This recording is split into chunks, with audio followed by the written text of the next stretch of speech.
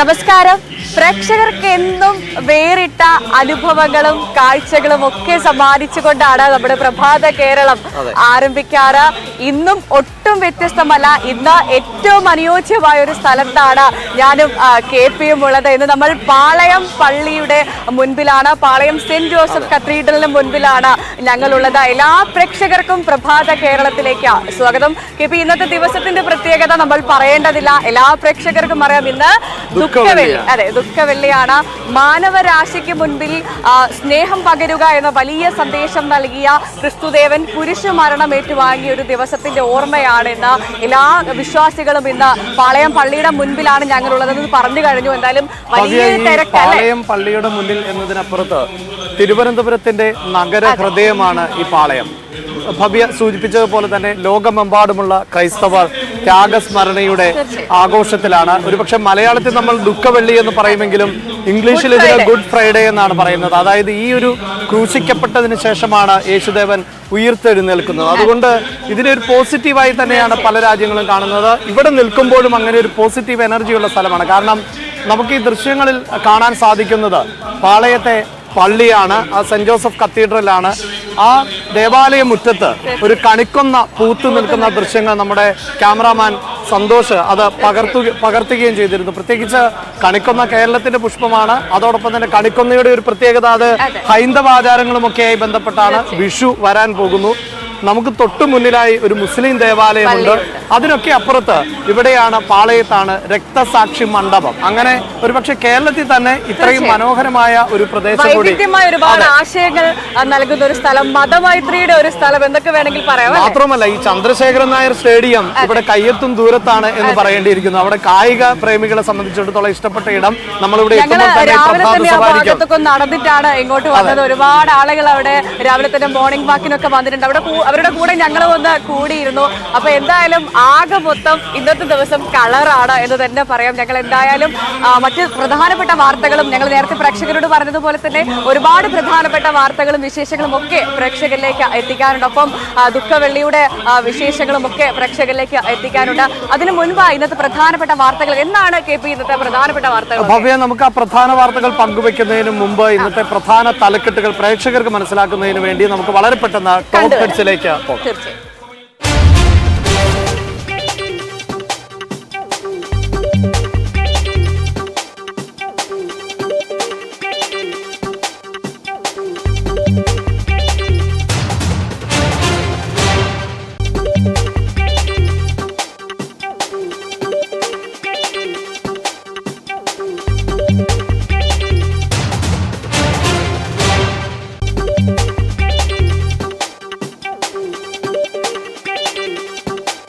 ഭവ്യ ചോദിച്ചത് ഇന്നത്തെ പ്രധാന വാർത്തകളായിരുന്നു. ഈ ടോപ്പ് ഹെഡ്സിൽ തന്നെ നമ്മൾ ആ പ്രേക്ഷകർക്ക് ഒരു ചിത്രം നൽകിയിട്ടുണ്ട്. എങ്കിലും സൂചിപ്പിച്ചതുപോലെ ലോകം മുഴുവനുമുള്ള ക്രൈസ്തവർ ദുഃഖവെള്ളി ആചരിക്കുകയാണ്, ത്യാഗസ്മരണയിൽ. ആ വാർത്തയിലേക്ക് തന്നെ നമുക്ക് ആദ്യം പോകേണ്ടി വരും. പക്ഷേ കേരളത്തെ സംബന്ധിച്ചിടത്തോളം ഏറ്റവും പ്രധാനപ്പെട്ട മറ്റൊരു വാർത്ത എന്നത് എലത്തൂരിലെ ആക്രമണം. അതിനുശേഷം ആ പ്രതിയെ കണ്ടെത്തിയിരിക്കുന്നു. ഷാരൂഖിനെ കേരളത്തിൽ എത്തിച്ചിരുന്നു. ഇന്നലെ ഒരു വാർത്താ ദിനം പ്രധാനമായും ഈ വാർത്തയാണ് നൽകിയത്. ഇന്നും അതിൻ്റെ ഒരു തുടർച്ച തന്നെ നമുക്ക് നൽകേണ്ടി വരും. കാരണം ഷാരൂഖിന് ആരോഗ്യപരമായ പ്രശ്നങ്ങൾ, മഞ്ഞപ്പിത്തമുണ്ട് എന്ന സൂചനയെ തുടർന്ന് ഇപ്പോൾ വിദഗ്ധ ചികിത്സ നൽകേണ്ടി വരും. ആ ആരോഗ്യം മെച്ചപ്പെടുന്നതിനനുസരിച്ചായിരിക്കും ചോദ്യം ചെയ്യലിലേക്ക് കടക്കുക. അതാണ് ഇന്നും നമുക്ക് ഒരു വാർത്താ ദിനത്തിൽ തുടരേണ്ടി വരിക. അത് മാത്രമല്ല, നമ്മൾ ഇന്നലെ പ്രേക്ഷകർ മുൻപിൽ വെച്ച് ഒരുപാട് ചോദ്യങ്ങൾക്കുള്ള ഉത്തരങ്ങൾ കൂടി ഷാരൂഖിൽ നിന്ന് ലഭിക്കേണ്ടതുണ്ട്. ഒരുപാട് ചോദ്യങ്ങൾ. മറ്റൊരു വാർത്ത പ്രധാനമായിട്ട് ഇന്നലെ പെസഹ വ്യാഴം ആയിരുന്നു. പെസഹ വ്യാഴത്തിൽ ആയിരുന്നു. പക്ഷേ കൂടുതൽ പ്രതികരണങ്ങൾ നൽകി അനിൽ ആന്റണിയെ വലിയ നേതാവാക്കി മാറ്റണോ എന്നൊരു ചോദ്യം കോൺഗ്രസ് തന്നെ ചോദിക്കുന്നുണ്ട്. അത് മാത്രമല്ല, ഇന്നലെ AK ആന്റണിയുടെ വൈകാരികമായ പ്രതികരണങ്ങളൊക്കെ നമ്മൾ കണ്ടതാണ്. അദ്ദേഹം കരഞ്ഞുകൊണ്ട്, കണ്ണീരിന്റെ അടക്കി പിടിച്ചുകൊണ്ട് മാധ്യമങ്ങളോട് കുറെ നാളുകൾക്ക് ശേഷം സംസാരിച്ചതൊക്കെ നമ്മൾ കണ്ടതാണ്. അതും എന്തായാലും ഇന്നും വലിയൊരു ചർച്ചയാവാനുള്ള സാധ്യത കൂടുതൽ തന്നെയാണ്. മറ്റൊന്ന് അരിക്കൊമ്പനുമായി ബന്ധപ്പെട്ട വിഷയമാണ്. അരിക്കൊമ്പനെ പറമ്പിക്കുളത്തേക്ക് മാറ്റാം എന്നുള്ള ഒരു നിർദ്ദേശമാണ് വന്നിട്ടുള്ളത്. പക്ഷേ പറമ്പിക്കുളത്തുകാർ വലിയ പ്രതിഷേധത്തിലാണ്. അവർ അവിടെ യോഗം ചേരുന്നുണ്ട്. അതോടൊപ്പം തന്നെ കോടതിയെ അടക്കം വേണമെങ്കിൽ സമീപിക്കും എന്നാണ് വ്യക്തമാക്കിയിട്ടുള്ളത്. IPL-ലുമായി ബന്ധപ്പെട്ട ആവേശ കാഴ്ചകൾ അത് ഈ കായിക പ്രേമികളെയൊക്കെ സംബന്ധിച്ചിടത്തോളം അവരോട് പറയേണ്ടതില്ല.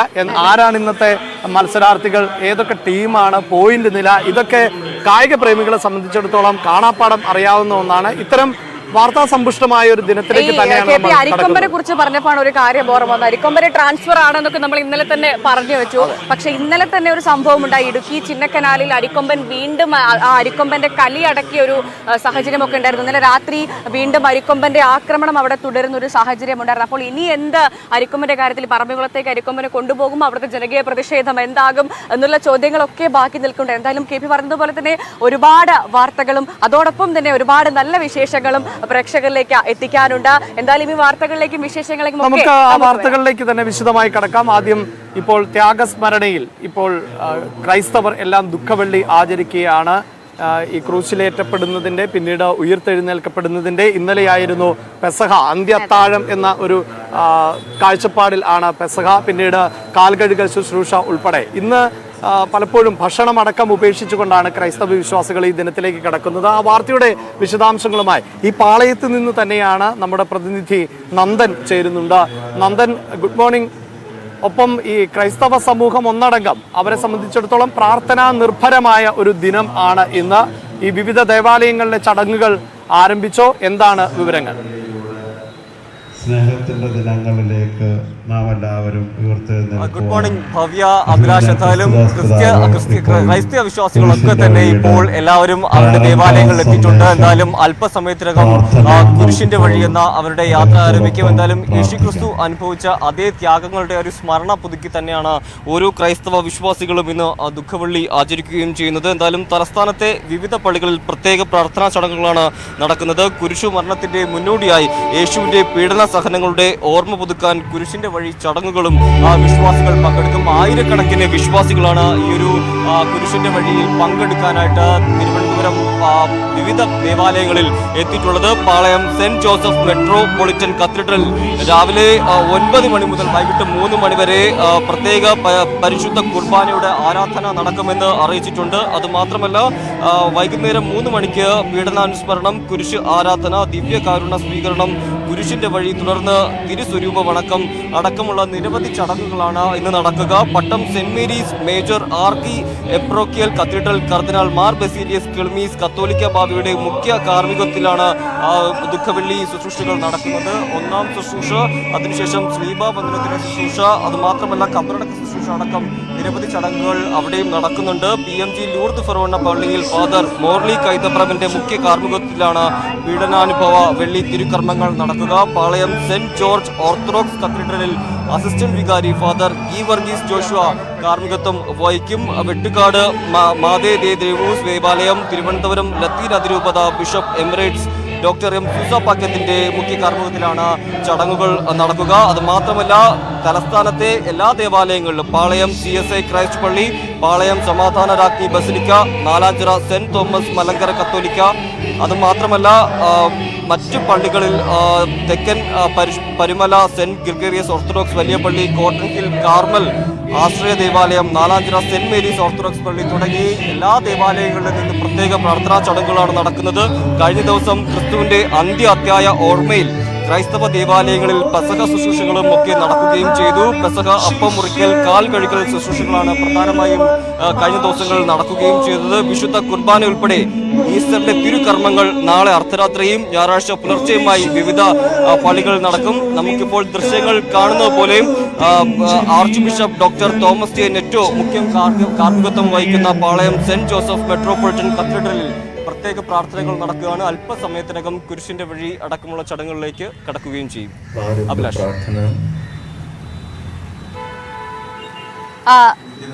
നന്ദൻ എന്തായാലും വളരെ പോസിറ്റീവായ ഒരു സ്ഥലത്താണ്. കാരണം ഞങ്ങൾക്കത് മനസ്സിലാകും, ഞങ്ങളും അതേ സ്ഥലത്ത് തന്നെയാണ് ഉള്ളത്. വളരെ വലിയൊരു ഒരുപാട് ആളുകൾ ഈ റോഡ് മൊത്തം നിറഞ്ഞിരിക്കുകയാണ് ക്രിസ്തീയ വിശ്വാസികളെ കൊണ്ട്. ക്രിസ്തീയ വിശ്വാസികൾ മാത്രമല്ല എല്ലാവരും ഉണ്ടല്ലേ, അങ്ങനെ തന്നെ പറയാം. എന്തായാലും അത്രയും നല്ലൊരു സ്ഥലത്താണുള്ളത്. എന്താണ് ഇപ്പോൾ അവിടെ നടക്കുന്നത്? പ്രധാന ശുശ്രൂഷകൾ എന്തൊക്കെയാണ്? പ്രധാന ചടങ്ങുകൾ എന്തൊക്കെയാണ് ഇന്ന് നടക്കുന്നത്? നന്ദൻ, വലിയ സ്നേഹമില്ലെന്ന് അങ്ങ് അരുളി ചെയ്തിട്ടുണ്ടല്ലോ.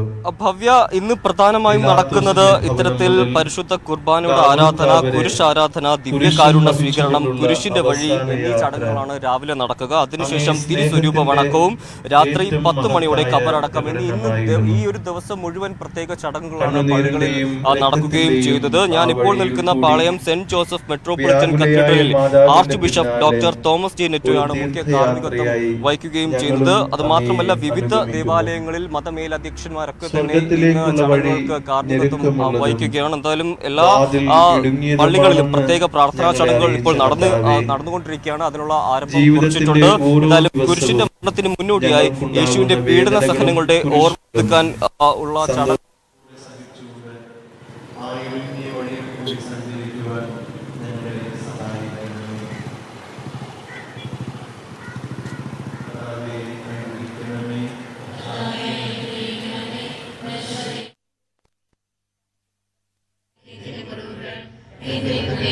പതിപ്പിച്ചർപ്പിക്കണമേ.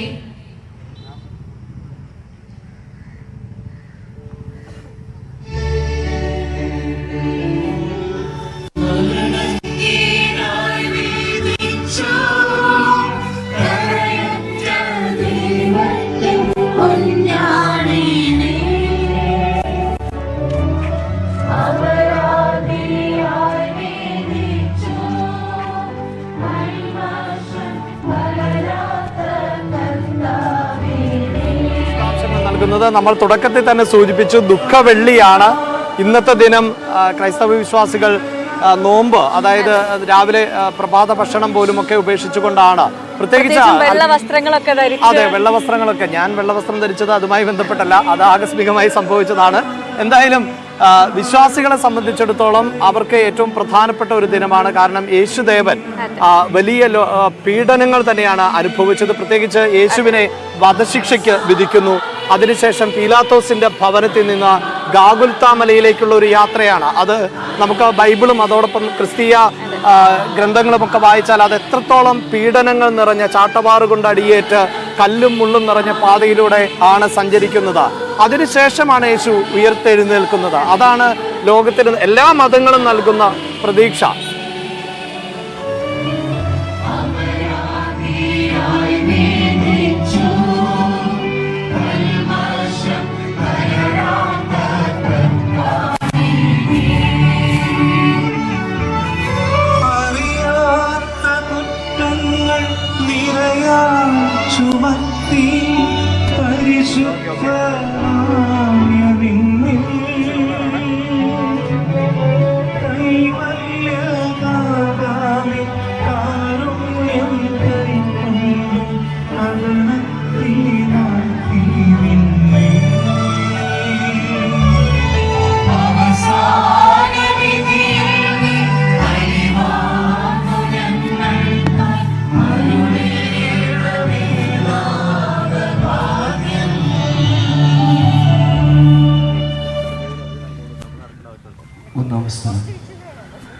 ഈശോ മിശിഹ മരണത്തിന് വിധിക്കപ്പെടുന്നു.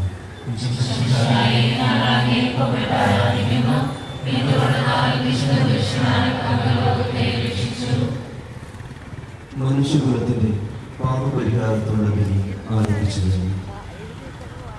ഈശോ പീലാത്തോസിനെ മുൻപിൽ നിൽക്കുന്നു.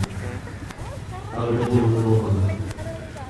ചവർ പിഴിഞ്ഞേറ്റ ശരീരം, രക്തത്തിൽ ഒട്ടിപ്പിടിച്ച വസ്ത്രങ്ങൾ, പള്ളിയിൽ മണ്ണുകൾ, ഉറക്കമഞ്ഞ ക്ഷീണത്താൽ വിളക്കുന്ന കൈകാലുകൾ, ദാഹിച്ചു വരുന്ന നാമം ഉണങ്ങിയ ചുവടുകൾ.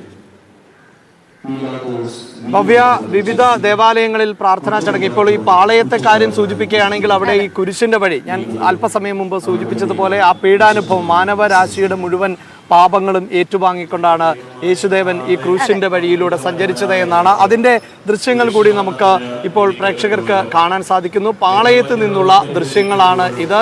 ഇപ്പോൾ കുരിശിന്റെ വഴിയിലൂടെയുള്ള യാത്ര ആരംഭിക്കുകയാണ്. ഞാൻ നേരത്തെ സൂചിപ്പിച്ചു, ഈ കല്ലും മുള്ളും നിറഞ്ഞ പാതയിലൂടെയാണ് യേശുദേവൻ ഗോകുൽത്താ മലയിലേക്ക് പുറപ്പെട്ടത്. എന്നാൽ സ്വാഭാവികമായി ഇതൊരു നഗരപ്രദേശമാണ്, അത്തരത്തിലൊരു യാത്രയ്ക്ക് ഇടമില്ല. പക്ഷേ ഈ മലയോര പ്രദേശങ്ങളുടെ അടക്കമുള്ള ദേവാലയങ്ങളിൽ ഏതാണ്ട് അതിൻ്റെ ഒരു തനിയാവർത്തനം എന്ന നിലയിൽ തന്നെ നമുക്ക് പറയാൻ സാധിക്കും.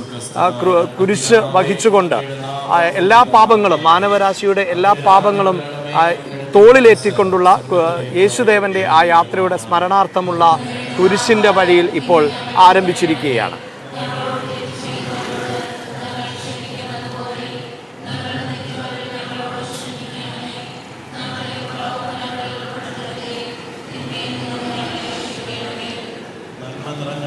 ഏറ്റവും പ്രധാനമായി പറയേണ്ടത് മനുഷ്യർ പരസ്പരം സ്നേഹിക്കുക എന്ന വലിയ സന്ദേശമാണ് ക്രിസ്തുദേവൻ മാനവരാശിക്ക് നൽകിയത്.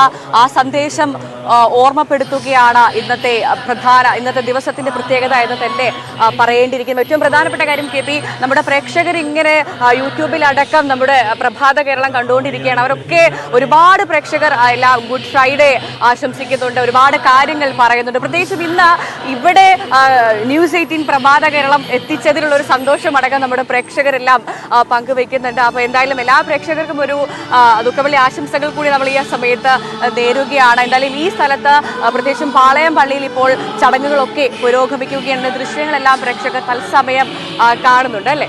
അതെ, ഈ സൂചിപ്പിച്ചതുപോലെ തന്നെ ഈ വിശ്വാസികളെ സംബന്ധിച്ചിടത്തോളം ഇനിയൊരു തയ്യാറെടുപ്പാണ്. ഇന്നത്തെ ഈ ദിവസം കഴിഞ്ഞാൽ വലിയ ഒരു ആഘോഷത്തിന്റെ, ഈസ്റ്റർ ദിനത്തിന്റെ ആഘോഷത്തിന്റെ ഒക്കെ തയ്യാറെടുപ്പാണ്. ഇന്നും നാളെയും ഇത്തരത്തിൽ പ്രാർത്ഥനാ ചടങ്ങുകളും ഒക്കെയായി മുന്നോട്ട് പോകും. അതിനുശേഷം വലിയൊരു സന്തോഷത്തിലേക്കാണ് കടന്നു പോകുന്നത്. അതുകൊണ്ട് തന്നെയാണ് ഞാൻ തുടക്കത്തിൽ സൂചിപ്പിച്ചതുപോലെ ഇന്ന് ദുഃഖവെള്ളി അതൊരു സിംബോളിക്കായാണ് എല്ലാവരും ആചരിക്കുന്നത്. അതിനുശേഷമുള്ള ആ ഉയിർപ്പിൽ തന്നെ നമുക്ക് പ്രതീക്ഷയർപ്പിക്കാം. ഒപ്പം ഭവ്യ, നമുക്ക് ഇനി മറ്റു വാർത്തകളിലേക്ക് പ്രേക്ഷകരോട് സൂചിപ്പിക്കാനുള്ളത്, ഈ ദുഃഖവെള്ളിയുടെ വിവിധ ചടങ്ങുകളും ആയി ഇടവേളകളിൽ നമ്മൾ വളരെ കൃത്യമായി പ്രേക്ഷകരിലേക്ക് എത്താം. പക്ഷേ വളരെ പ്രധാനപ്പെട്ട മറ്റു വാർത്തകളിലേക്ക് കൂടി പോകേണ്ടതുണ്ട്. അത് ഏലത്തൂരിലെ സംഭവം, ഏലത്തൂരിലെ ആക്രമണവുമായി ബന്ധപ്പെട്ട് തന്നെയാണ്. ഇനി എന്താണ് നടക്കാൻ പോകുന്നത്? ഈ ഷാരൂഖിനെ ചോദ്യം ചെയ്താൽ മാത്രമാണ് എന്തിനായിരുന്നു ഈ ആക്രമണം നടത്തിയത്. ഭവ്യ നേരത്തെ സൂചിപ്പിച്ചതുപോലെ ആരാണ് ഇതിനും പിന്നിൽ പ്രവർത്തിച്ചത്? ഇതൊരു സംഘത്തിന്റെ ഭാഗമാണോ? നിരവധി ചോദ്യങ്ങളുണ്ട്. ആ ചോദ്യങ്ങളിലേക്കൊക്കെ പോലീസിന് കടക്കണമെങ്കിൽ അദ്ദേഹത്തിന്റെ ഷാരൂഖിന്റെ ആരോഗ്യനില മെച്ചപ്പെടേണ്ടതുണ്ട്. ഷാരൂഖ് ഇപ്പോൾ ഈ വിദഗ്ധമായ ചികിത്സ നൽകണമെന്നൊരു അഭിപ്രായം ഡോക്ടർമാർക്കിടയിൽ ഉണ്ടായിട്ടുണ്ട്. എന്തായാലും അതിന്റെ വിശദാംശങ്ങളുമായി അശ്വിൻ വല്ലത്ത് ചേരുന്നുണ്ട്. അശ്വിൻ, എന്തായാലും നമ്മളിപ്പോൾ പറഞ്ഞതുപോലെ തന്നെ ഒരുപാട് ചോദ്യങ്ങളുണ്ട്. ആ ചോദ്യങ്ങൾക്കൊക്കെ ഉത്തരം ലഭിക്കണമെങ്കിൽ അതിന് ഒരേ ഒരു മാർഗമേ ഉള്ളൂ, ഷാറൂഖ് ഈ പ്രതി വാ തുറക്കുക എന്നുള്ളത് മാത്രം. അപ്പോൾ എങ്ങനെയാണ് ഇന്നത്തെ കാര്യങ്ങൾ, ഇന്നത്തെ നടപടിക്രമങ്ങൾ എങ്ങനെയൊക്കെയാണ്, ഇതിന് പിന്നിൽ ആരൊക്കെയുണ്ട്, ആരുടെയൊക്കെ കറുത്ത കൈകളാണ് എന്നുള്ളതിനൊക്കെ ഉത്തരം ലഭിക്കാൻ ഇനി എത്ര സമയമെടുക്കും? എന്താണ് ഇന്നത്തെ ദിവസത്തെ ബാക്കി നടപടിക്രമങ്ങളൊക്കെ എങ്ങനെയാണ് അശ്വിൻ?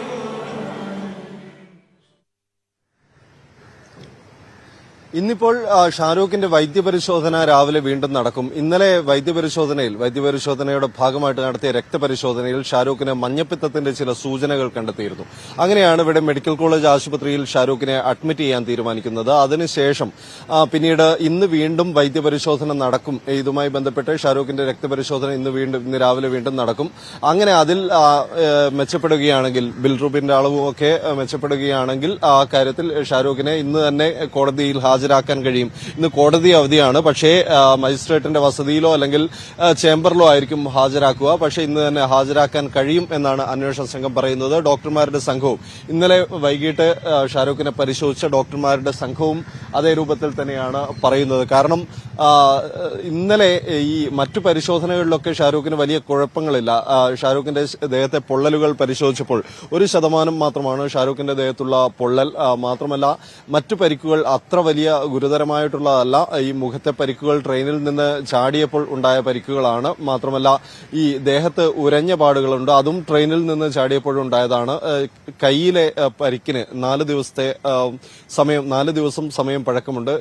ഷാരൂഖിന്റെ ദേഹത്തെ മുറിവുകളടക്കം ഇന്നലെ ഫോറൻസിക് സംഘം പരിശോധിച്ചിരുന്നു. അത് നിർണായകമായ ഒരു കാര്യമാണ്. കാരണം ഈ ട്രെയിൻ ആക്രമണത്തിൽ തന്നെയാണോ ഷാരൂഖിന് പൊള്ളലേറ്റ് തുടങ്ങിയ കാര്യങ്ങളിൽ വ്യക്തത വന്നാൽ അത് കേസിന്റെ മുന്നോട്ടേക്ക് കേസ് പോകുമ്പോൾ അത് കൃത്യമായ തന്നെ മാറും. അതുകൊണ്ട് അത്തരം കാര്യങ്ങളിലൊക്കെ തന്നെ ഇന്നലെ പരിശോധന നടന്നിരുന്നു. ഇന്നിപ്പോൾ രാവിലെ രക്തപരിശോധനയാണ് ഉണ്ടാവുക. അതിൽ ഷാരൂഖിന്റെ ആരോഗ്യസ്ഥിതി മെച്ചപ്പെടുകയാണെങ്കിൽ, കുറെ കൂടി മെച്ചപ്പെട്ട റിസൾട്ടാണ് ലഭിക്കുന്നതെങ്കിൽ ഷാരൂഖിനെ ഇന്ന് തന്നെ മജിസ്ട്രേറ്റിന് മുന്നിൽ ഹാജരാക്കാൻ കഴിയും എന്നാണ് മനസ്സിലാക്കുന്നത്. ഇനി അതല്ല, ആരോഗ്യനില മെച്ചപ്പെടുന്നില്ലെങ്കിൽ ഷാരൂഖിന് തുടർ ചികിത്സ മെഡിക്കൽ കോളേജ് ആശുപത്രിയിൽ തന്നെ ആവും. അങ്ങനെയെങ്കിൽ ഷാരൂഖിനെ വീഡിയോ കോൺഫറൻസ് വഴി മജിസ്ട്രേറ്റിന് മുന്നിൽ ഹാജരാക്കാനാണ് തീരുമാനിച്ചിരിക്കുന്നത്.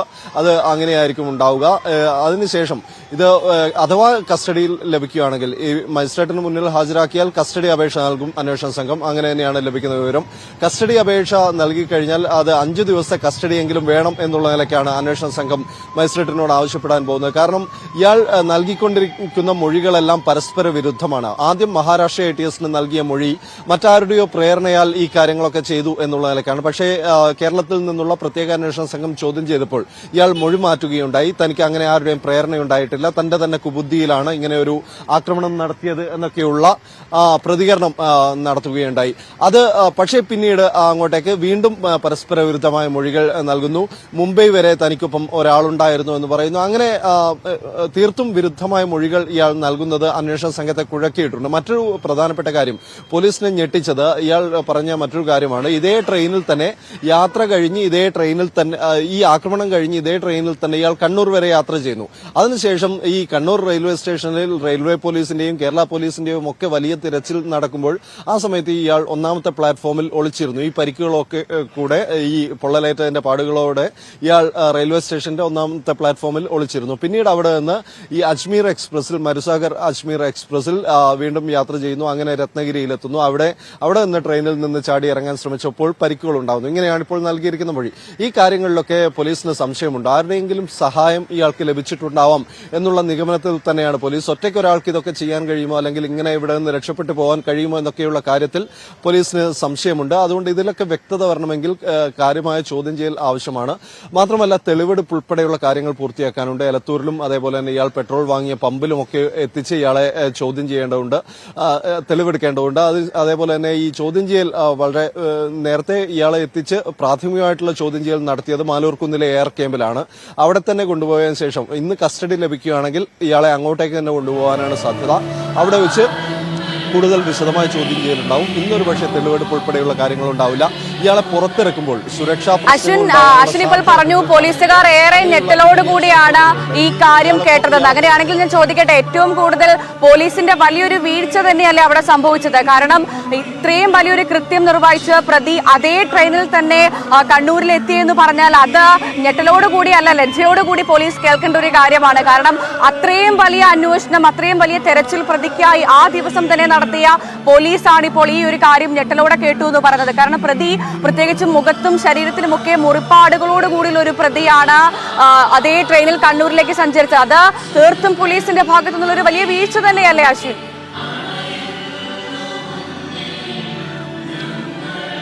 ഷാരൂഖിന്റെ ഈ മൊഴി പൂർണ്ണമായിട്ടും പോലീസ് വിശ്വാസത്തിൽ എടുത്തിട്ടില്ല. കാരണം ഇത്രയും പരിക്കുകളുള്ള ഒരാൾ 1ാമത്തെ പ്ലാറ്റ്ഫോമിൽ അത്രയും സമയം ഒളിച്ചിരുന്നു എന്നൊക്കെയുള്ള കാര്യങ്ങൾ അത് വിശദമായി പരിശോധിച്ച് ബോധ്യപ്പെടേണ്ടതാണ്. മാത്രമല്ല CCTV ദൃശ്യങ്ങൾ, കണ്ണൂർ റെയിൽവേ സ്റ്റേഷനിലെ CCTV ദൃശ്യങ്ങൾ ഉൾപ്പെടെ പരിശോധിക്കുന്നുണ്ട് പോലീസ്. പക്ഷേ പോലീസിന്റെ ഭാഗത്ത് നിന്ന് ഈ കേസിൽ ചില ഗുരുതരമായ വീഴ്ചകൾ സംഭവിച്ചിട്ടുണ്ട്. ഭവ്യ സൂചിപ്പിച്ചതുപോലെ, ഒന്ന്, അയാൾ അന്ന് രക്ഷപ്പെട്ടു പോകാൻ അയാൾക്ക് കഴിഞ്ഞു എന്നുള്ളതാണ്. മറ്റൊന്ന്, ഇയാളെ ഇങ്ങോട്ടേക്ക് കൊണ്ടുവരുന്ന സമയത്ത് സംഭവിച്ച വീഴ്ചയാണ്. അത് കണ്ണൂരിൽ വെച്ച് പോലീസിന്റെ വാഹനം കേടാവുന്നു.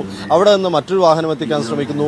എന്നിട്ട് പിന്നീട് താരതമ്യേന സുരക്ഷ കുറഞ്ഞെന്ന് കരുതുന്ന ഒരു വാഗണർ പോലെയുള്ള ഒരു കാറിൽ അയാളെ ഇങ്ങോട്ടേക്ക് എത്തിക്കുന്നു. അതും വലിയ സ്പീഡിൽ ഇങ്ങോട്ടേക്ക് എത്തിക്കുന്നു. ആ തരത്തിൽ ഒരുപക്ഷെ എന്തെങ്കിലും അപകടം ഉണ്ടായിട്ടുണ്ടെങ്കിൽ ഇത് ഈ ആക്രമണത്തിന്റെ ഏറ്റവും പ്രധാനപ്പെട്ട കണ്ണിയാണ്. കൂടുതൽ വിവരങ്ങളിലേക്ക് എത്താൻ സാധ്യതയുള്ള കണ്ണിയാണ്. അയാളെ എത്തിക്കുന്നതിലടക്കം പോലീസിന് വീഴ്ച സംഭവിച്ചിട്ടുണ്ട്. 1.5 മണിക്കൂറോളം സമയം അവിടെ ഹൈവേയിൽ പോലീസിന് ഇയാളുമായി ചെലവഴിക്കേണ്ടി വന്നു. എസ്കോർട്ട് വാഹനം ഉണ്ടായിരുന്നില്ല വരുന്ന സമയത്ത്. അങ്ങനെ നിരവധി വീഴ്ചകൾ ഈ കേസുമായി ബന്ധപ്പെട്ടിട്ടുണ്ടായിട്ടുണ്ട്. പക്ഷെ അത്തരം വീഴ്ചകൾ ഇനി ആവർത്തിക്കാതിരിക്കാനുള്ള നടപടികളെല്ലാം എടുത്തിട്ടുണ്ട് എന്നുള്ളതാണ് അന്വേഷണ സംഘം പറയുന്നത്. ഇപ്പോൾ മെഡിക്കൽ കോളേജ് ആശുപത്രിയിലാണ് നമ്മളുള്ളത്. മെഡിക്കൽ കോളേജ് ആശുപത്രിക്ക് ചുറ്റും പോലീസ് ബന്ദോബസ്തുണ്ട്. പലതരത്തിൽ സായുധരായിട്ടുള്ള പോലീസ് അടക്കം മെഡിക്കൽ കോളേജ് ആശുപത്രിയിലുണ്ട്. അതേപോലെ തന്നെ ഇയാളെ പ്രവേശിപ്പിച്ചിരിക്കുന്ന വാർഡിലടക്കം പോലീസിന്റെ കനത്ത സുരക്ഷയുണ്ട്. നേരത്തെ രത്നഗിരി ആശുപത്രിയിലെ ചികിത്സക്കിടയിലാണ് ഇയാൾ രക്ഷപ്പെടാൻ ശ്രമിച്ചത്. അങ്ങനെ രക്ഷപ്പെടാൻ ശ്രമിക്കുക ആക്രമിക്കുകയോ അല്ലെങ്കിൽ ഇയാൾക്ക് നേരെ എന്തെങ്കിലും ആക്രമണം ഉണ്ടാവുകയോ അത്തരം സാധ്യതകളൊക്കെ തന്നെ അന്വേഷണ സംഘം പരിഗണിക്കുന്നുണ്ട്.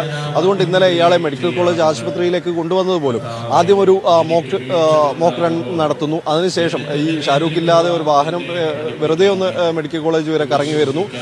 അതിനുശേഷമാണ് പിന്നീട് കൊണ്ടുവരുന്നത്. അങ്ങനെയൊക്കെയുള്ള കാര്യങ്ങളിൽ ശ്രദ്ധിക്കുന്നുണ്ട്. ആദ്യഘട്ടത്തിലുണ്ടായ സുരക്ഷാ വീഴ്ച മറികടക്കാനും അതേപോലെയുള്ള കാര്യങ്ങൾ ആവർത്തിക്കാതിരിക്കാനും ഒക്കെ പോലീസ് ഇപ്പോൾ ശ്രദ്ധിക്കുന്നുണ്ട്. മെഡിക്കൽ കോളേജ് ആശുപത്രിയിൽ കനത്ത സുരക്ഷ ഏർപ്പെടുത്തിയിട്ടുണ്ട്. ഇന്നേതായാലും അല്പസമയത്തിനകം തന്നെ ഇയാളുടെ രക്തപരിശോധന ഉൾപ്പെടെയുള്ള കാര്യങ്ങളുണ്ടാവും. അതിന്റെ റിസൾട്ട് ലഭിച്ചാലുടൻ അത് തൃപ്തികരമാണെങ്കിൽ മജിസ്ട്രേറ്റിന് മുന്നിൽ ഹാജരാക്കാൻ തന്നെയാണ് അന്വേഷണ സംഘത്തിന്റെ തീരുമാനം. 5 ദിവസത്തെ കസ്റ്റഡി അപേക്ഷ നൽകും.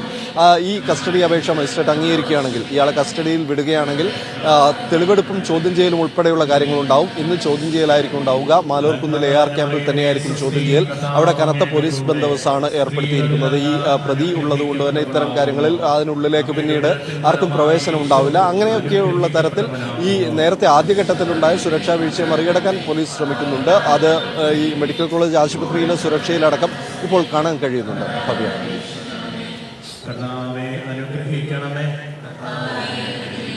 അശ്വിൻ വെല്ലത്താണ് ഈ വിശദാംശങ്ങൾ നൽകിക്കൊണ്ടിരിക്കുന്നത്. അശ്വിൻ സൂചിപ്പിച്ച ഒന്ന് ഈ പ്രതിയുമായി കേരളത്തിലേക്ക് എത്തിയപ്പോഴുള്ള ഒരു വീഴ്ചയാണ്. അതോടൊപ്പം ഈ പ്രതിയിൽ നിന്ന് വേണം ഇനി മറ്റു കണ്ണികളിലേക്ക് പോകാനെന്നുള്ളതാണ്. അപ്പോഴും എടുത്തു പറയേണ്ട ഒന്ന്, പ്രതി മൊഴി മാറ്റിക്കൊണ്ടേ ഇരിക്കുകയാണ്. ഒരു ഘട്ടത്തിൽ അദ്ദേഹം മറ്റാരെയോ പരിചയപ്പെട്ടു, അയാളിൽ നിന്ന് പ്രചോദനം ഉൾക്കൊണ്ടാണ് എന്ന് പറയുന്നു. മറ്റൊരവസരത്തിൽ തന്റെ കുബുദ്ധിയാണ് എന്ന് ഇതേ പ്രതി തന്നെ പറയുന്നുണ്ട്. അപ്പോൾ ഇങ്ങനെ ഇയാൾ ഈ മൊഴി മാറ്റിക്കൊണ്ടിരുന്നാൽ അത് വലിയ തോതിൽ അന്വേഷണ സംഘത്തെ പ്രതിസന്ധിയിലാക്കും. യഥാർത്ഥത്തിൽ അന്വേഷണ സംഘം ഇയാളുടെ മൊഴിക്കപ്പുറത്ത് മറ്റ് ലിങ്കുകളും കണക്ഷനും ഒക്കെയുള്ള എന്തൊക്കെ വിവരങ്ങളാണ് ശേഖരിക്കാവുന്നത് അതടക്കമുള്ള കാര്യങ്ങൾ ശേഖരിക്കുകയാണ് എന്ന് വേണം നമുക്ക് പ്രതീക്ഷിക്കാൻ. കാരണം കോടതിയിലേക്ക് എത്തുമ്പോൾ ഈ മൊഴിയൊന്നുമല്ല പ്രധാനപ്പെട്ടത്, മൊഴി മാറ്റാനൊക്കെ സാധിക്കും. തീർച്ചയായും ഈ ഷാരൂഖിന് മറ്റു ബന്ധങ്ങളുണ്ടോ എന്ന് നമ്മുടെ പോലീസ് സംവിധാനത്തിൽ കണ്ടെത്താൻ പറ്റുമെന്ന് തന്നെ പ്രതീക്ഷിക്കാൻ. നമുക്ക് മറ്റു വാർത്തകളിലേക്ക് കൂടി പോകേണ്ടതുണ്ട്. അതിനു മുമ്പ് അശ്വിൻ ചേരുന്നുണ്ട് നമ്മോടൊപ്പം വീണ്ടും. അശ്വിൻ, അതെ അശ്വിൻ, അപ്പോൾ എന്തായാലും ഇപ്പോൾ KP പറഞ്ഞതുപോലെ തന്നെ ഏറ്റവും പ്രധാനമായി അറിയേണ്ടത് ഈ പ്രാദേശികമായി ആരെങ്കിലും സഹായിച്ചിട്ടുണ്ടോ ഈ പ്രതിയെ എന്നുള്ളതാണ്. പ്രത്യേകിച്ചും അത്തരത്തിലൊരു വലിയ മാസ്റ്റർ പ്ലാൻ ആരെങ്കിലും തയ്യാറാക്കിയിട്ടുണ്ടോ എന്നുള്ളൊരു കാര്യം തന്നെയായിരിക്കും പോലീസിനെ കുഴക്കുന്നത്. അതിലേക്ക് തന്നെയായിരിക്കും പോലീസിന് എത്തേണ്ടതെന്നാണ് മനസ്സിലാക്കുന്നത്. അതിലുപരി ഒരുപാട് തവണ പറയുന്നുണ്ട് ഈ ഷാരൂഖിന് പിതാവ് തന്നെ പറഞ്ഞതൊക്കെ നമ്മൾ കേട്ടതാണ്. ഷാരൂഖ് ആദ്യമായിട്ടാണ് കേരളത്തിലേക്ക് എത്തുന്നത്. അങ്ങനെയായിരുന്നെങ്കിൽ എന്തിനായിരുന്നു കേരളം തെരഞ്ഞെടുത്തത്? അതുമാത്രമല്ല, ഏറ്റവും ഒരുപക്ഷെ സാധാരണക്കാരെ സംബന്ധിച്ച് ആശങ്കപ്പെടുത്തുന്ന ഭയാനകമായ ചില ചോദ്യങ്ങളുണ്ട്. ഈ ഷാരൂഖിന്റെ ഡയറിയിൽ നിന്ന് ലഭിച്ച കുറച്ച് സ്ഥലപ്പേരുകൾ, അല്ലെ KP? അതായത് തിരുവനന്തപുരത്ത് തന്നെ കഴക്കൂട്ടം തുടങ്ങിയ ഒരുപാട് റെയിൽവേ സ്റ്റേഷനുകളൊക്കെ ഈ പ്രതിയുടെ ഡയറി കുറിപ്പുകളിൽ നമ്മൾ കണ്ടതാണ്. അത് എന്തിനായിരുന്നു, എന്തായിരുന്നു അതിന്റെ ഉദ്ദേശം എന്ന് തുടങ്ങിയ ഒരുപാട് ചോദ്യങ്ങൾ ഉണ്ടാകും, അല്ലേ അശ്വിൻ?